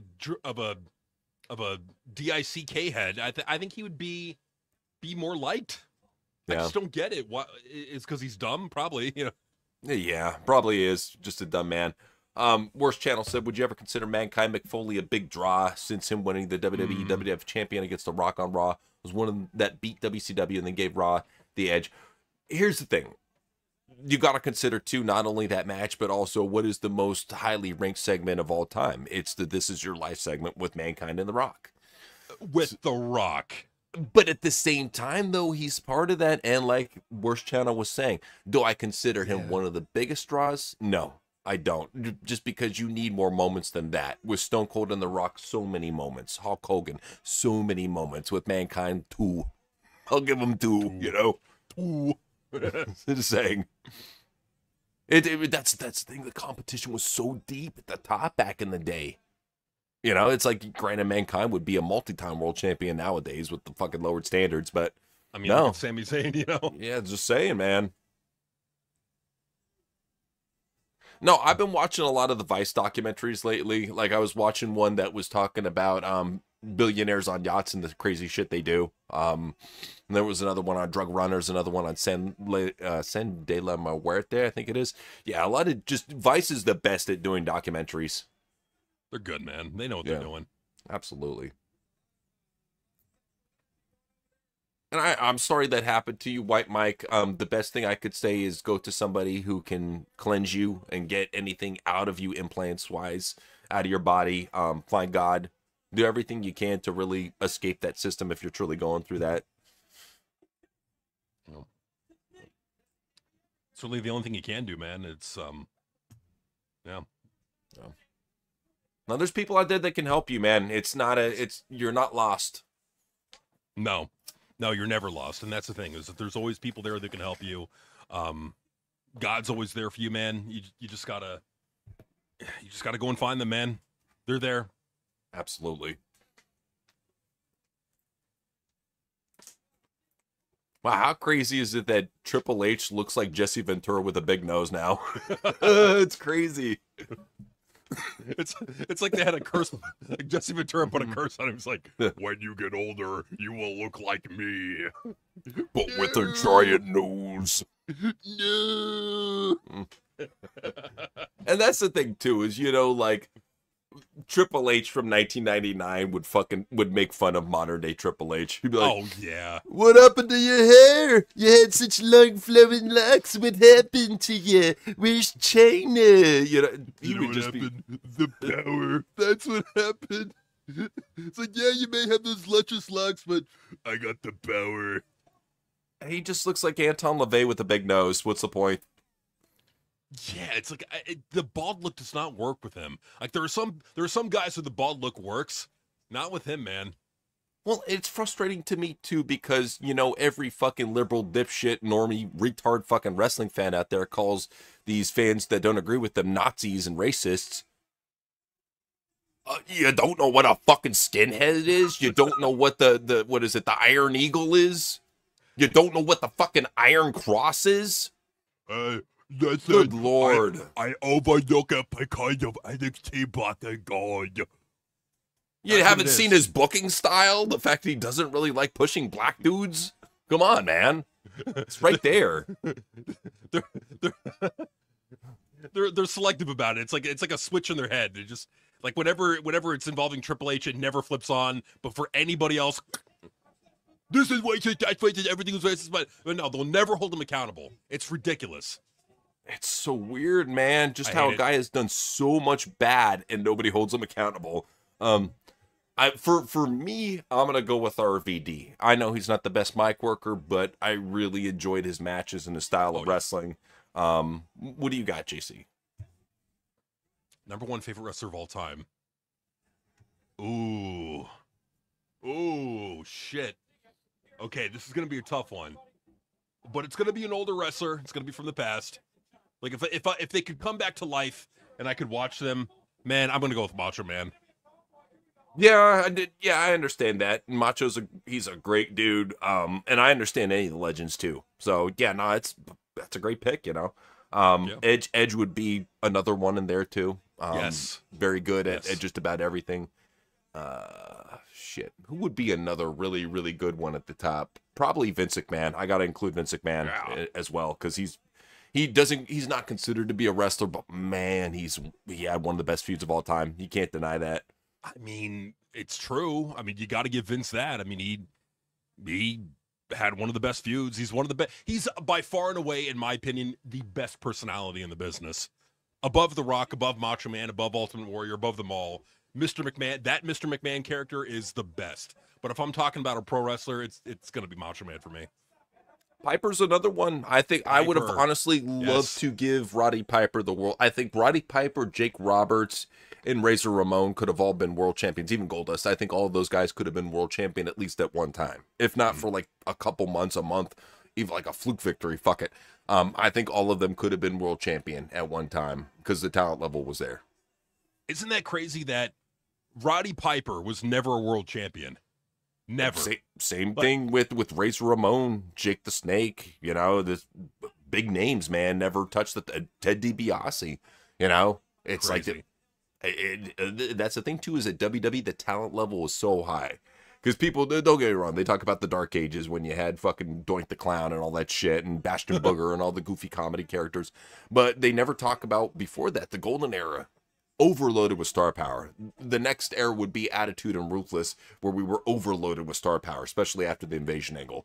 While that was overloaded with star power, this is overloaded with sugar. Oh, that looks very sugar-dacious. What flavor is that? It's red cream soda. Okay. It tastes a lot like Big Red with like more vanilla. Yeah. That one you were talking about on the previous stream. Yeah. Okay. I'll have to try that out. Looks good. We made the other day. We made a homemade ice cream. We took a strawberry and chocolate, mixed it together. It was really good. Put that on a brownie. It was some good shit. Strawberry chocolate ice cream on a brownie. See, that's the way to go, man. That's good stuff. So, I'm only kind of gay. Weephole says Macho Man low key donkey shit. You guys not even mentioning Terry Funk. What the fuck? Terry Funk's great, but he's not. You don't think he's the best? You don't think he's the best? What the fuck is wrong with you? Well, I've got standards, and I think the Macho Man is way better. Way better. I like Terry Funk. Don't get me wrong. In I fact, like him too. he's one of my favorite. He's in the top 10 without question. Terry Funk. Well, here's the thing about Terry Funk too. He's the type of guy who could wrestle a 25-minute bloody as fuck like hardcore bull rope match and then go cut an awesome promo right after he was done. Like just a very unique, good dude on the mic. Great actor too. I'm not sure if you've seen, like, of course, Roadhouse. That was one. He was also in Over the Top with Sylvester Stallone. Guy's a good actor. Oh yeah. No, Terry Funk is awesome. Don't get me wrong. But for me, it's got to be Macho Man. It's got to be. Like, how could you not love Macho Man? He was awesome. I would, you know what? I would love to see them in their prime go at it. I'm sure that match probably happened in some fucking territory Macho or Man something. and Terry Funk, dude. Just two just macho badasses going at it, you know? Yeah, that'd be awesome. Did Terry Funk and Roddy Piper ever? I'm sure they did. That's one thing is I'm sure a lot of dream matches that we're talking about took place on a fucking like 8mm camera somewhere in fucking Podunk, Illinois at some fucking shitty indie show. You know, I'm sure every dream match of sorts has happened, whether it's usually past the prime or not. That's usually when it does happen, is when they're past their prime. It's like MSPLW, some fucking like random assortment of letters. Like, oh, they're in Old Fart Wrestling. All right, let's check out OFW. Old Fart Wrestling. Fuck yeah. They can barely move, but damn it, they're there. Dude, if you want, there's something that was recommended because I'm looking for movies, you know, to watch for Esoteric Exposed. And one of the ones it mentioned was called Legends of Wrestling. So it's like an indie show.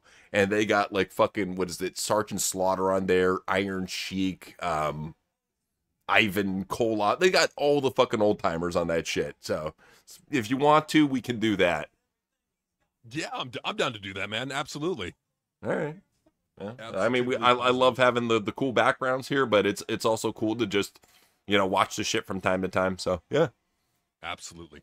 Yeah, I'm down for that. 1,000%. Cool. Nice. All right, so Triple H limply rolls out the ringside. Stone Cold's in the ring. He's looking to get the stunner on. He's just waiting for Mankind to turn around. Turn around, you fat bastard! Boom, bam. All right, now pin that son of a bitch. Oh, Triple H ain't having that. Hits him over the back with a chair. Jesse Ventura ain't doing shit. He's just like, get rid of that chair. That's all you get.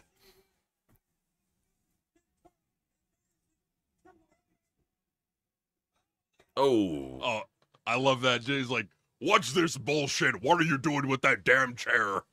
He doesn't care. He's just letting him crack people with chairs, and now he won't make the count. Now he's chilling in the corner, shaking his head like, nah, I ain't gonna count for you. Hey, love him or hate him as a governor or whatever the fuck. I think he's a great wrestler and a great personality. Oh, Jesse's awesome. Yeah. He's always fun to watch. Even now, like he's like some old crypt keeper looking motherfucker now. It's like he's still like entertaining to listen to. You know, he's got this big mountain man beard. he's just Jesse. He's just fun to watch, you know. I missed the show that he had, the conspiracy theories with Jesse Ventura. I thought it was a good show, man. Oh yeah. And they like deleted one of the episodes off DVR. Like that was crazy. Yeah, so like episode 2 was about the waxes, you know, the vaccines, you know.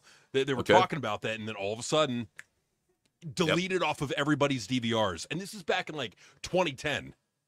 Wow. So they were probably calling ahead of time what was going to happen. They didn't want anybody to know about it, you know? That's great, because that's the thing, too, is a lot of this shit was going down in China ahead of time, and there were a lot of people like Epstein who knew it was going down. Just saying. Oh, yeah. Well, Stone Cold stuttered Shane McMahon. He's flipping him off. Yeah. That's sick. That's what I love, is just stunners everywhere back in the day. I'm only gay kind of weephole said, Macho Man is here in Japan. What's the appeal? You guys shit on Stan Hansen, but not Macho? Okay, man. What's next? Anime stream. Okay, so now here's the difference between Macho Man and Stan Hansen. Both tough guys. I can't deny that. Both can legitimately beat somebody's ass in a fight. The thing about Stan Hansen, though, big, fat, Texan, ugly fucking redneck that chews on tobacco and does clotheslines. He's a good wrestler, don't get me wrong, but at the core of it, he's just a big, fat, sloppy redneck. He's just a tougher Trevor Murdoch in my mind. I'm sorry. That's why I love him. What more can be said about it? He's just a big, fat, sloppy redneck. He's tough. Yeah, he does bull rope matches and he beats people up over in Japan. He's got a really good clothesline. But, you know, nowadays clotheslines are a dime a dozen. I hate to say it. Stan Hansen would destroy Brock Lesnar. Stan Hansen would get his fat, sloppy, drunk ass fucking beat by Brock Lesnar, okay? I just love how much of a delusional Mark Cornette is. Well, and that's the thing, too, is like he fits in with the IWC because he's delusional like all of them. Right. Like, he's the type of guy that would legitimately think that Minoru Suzuki would bitch Brock Lesnar in a fight. When I started hearing that shit and I saw this 65-year-old man with a soccer ball haircut, I was like, no, dude. No, he would get destroyed by Brock. Brock would eat him, shit him out, and then beat him up again as a piece of shit. And then he'd eat that shit and then shit it out again. And then beat it up again. Tenderize his beef. Well, and that's the thing, too, is like, I don't mind fat, serious wrestlers if they're good at what they do. You know? Like, I for one call Manders, he's not too bad on the indies. Sure. I think Bear Bronson, not too bad. You can be a big boy, and I can still take you seriously, you know? But you just got to be good at your job. And a lot of people... What about fat chick wrestlers? I'm cool with fat chick wrestlers. I don't mind them as long as they got personality. Like that Same. Maya World chick, she's not too bad. God, what is it? Remember the Honey Boo Boo chick from NWA? She's not too bad. Yeah, she's okay. Nia Jax, she's all right, you know? Gabby Forza, what do you think? Gabby's, yeah, I like Gabby. I think she's good for an indie talent. It's not an indictment. Even look at Piper Niven. Charismatic, you know? I think she's a liberal dipshit backstage, but you can't deny that the woman she's a charismatic fatty, you know? I agree, man. I agree. Yeah. So being fat is not necessarily like anything that's gonna like ban you from the business. But it doesn't hurt to be in your best shape, you know? No, especially nowadays, it's just the standards are so low that anybody can get in, and that you just have to look at Alley Catch. It don't matter. You can get fat as shit, you know. Whatever happened to Scream Fridge, you know? Scream Fridge. I think she retired. Yeah, I think Scream Fridge went over to WoW, and she's that fat bitch with the stupid fake scar on her face. You should see. I like that. I wish she's resting in a junkyard somewhere. It's the thought that keeps it alive. Hell yeah. I don't know what's going on. Well, I know. Like, what happened to Havoc? Did she retire? Yeah, Havoc retired. Okay. And then her, like, I don't know if you've seen Sami Callihan lately. He's fatter than her now. Oh, well, because what he did is he saw that she was putting on the pounds, so he got the sympathy eatings, and he started eating. Because Sammy used to be skinny. That's the trip. He was competitive. Sammy looks like he could have been like a backup player for My Chemical Romance back in the day, and now he's just a little fat potato man. It's weird. He's like, "You're not gonna out eat me, you bitch," and then he like gained like 800 pounds. Hey, dude, They must be getting good residuals from WWE or so, dude, to be fucking eating like that and be that fucking fat on the indies, you know? Because you hear about like a lot of these indie wrestlers, and some of them make good money. I will say that. Like that's like with Ben Bishop. That's the biggest thing about him is he's earned himself in a position where he makes good money for these bookings, you know? So that's why he's kind of apprehensive to sign with any big league, because you get a lot of freedom. And I don't know though. I mean, you look at a guy like Matt Cardona. Said the indies are fucking amazing. I love the indies, and immediately jumps back over to WWE. Just saying. Well, and that's the thing is that Ben Bishop has never been in the big leagues, so he doesn't know. It's like I bet if he were to go to WWE or AEW, he'd be like, "Yeah, I don't want to go back to the indies. No, thank you." That's why like all the indie darlings. That's why they're all in WWE and AEW. They've been in the indies, and you know Oh no, you're right. Some fucking dipshit made like fake AI renderings of like what was it of him, of KJ Orso. Was like was it Charles Mason? It's like, you gotta assign these guys TNA. It's like each one is just a shitty render. Hey, at least they're putting it out there. That's good, you know. And those are good talents that we just named. KJ and Charles, I think, could benefit from TNA. Yeah, I'll even give credit to KC Navarro. I think he's a good promo. He Yeah. cut a promo on the last Impact, and I'm like, not bad. Navarro's bad, gotten a lot better, dude. He's gotten Yeah. a lot better from NXT. I'll say that much. He has. He really has. Credit to that guy. But yeah, they got up the ante. That's all we want to see is just up the ante. And here we have a climactic ending right here with Stone Cold getting beat down, Triple H and China walking away. Get you talking about the Raw afterwards. It seems like nowadays they save all the big moments for pay-per-view and they have no idea what to do on Raw. That's why you just see Penta doing his little gay walk, or you see fucking a 45-minute luchador match. They have no idea how to follow up, for that matter. No, because I think they're just like, they're exhausted. I think that they're exhausted and they're comfortable. No, I take it back. They're not exhausted. They're just comfortable. That's what it is, ultimately at the end of the day. Because they believe that there's something I can do to get fired. Nick Khan is his bestest buddy in the whole wide world, and he'll constantly go to bat for him. And that's what I think it is that there's no pressure, and so they just get lazy. And this is what they give us. They give us rematches. Could you imagine how fucking easy it would be to be a WWE writer?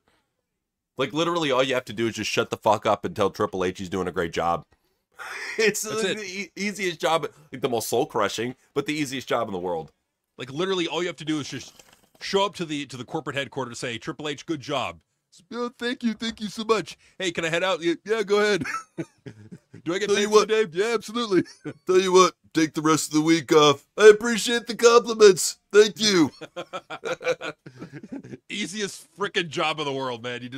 You compliment him and you go home and you get paid. Easy peasy. I mean, and that's the thing too, is like, just don't ever let Triple H know he's doing a bad job. Even in his worst decision, he's like, yeah, Buck's not getting the job done. How about we put the title on Gunther? And you just go,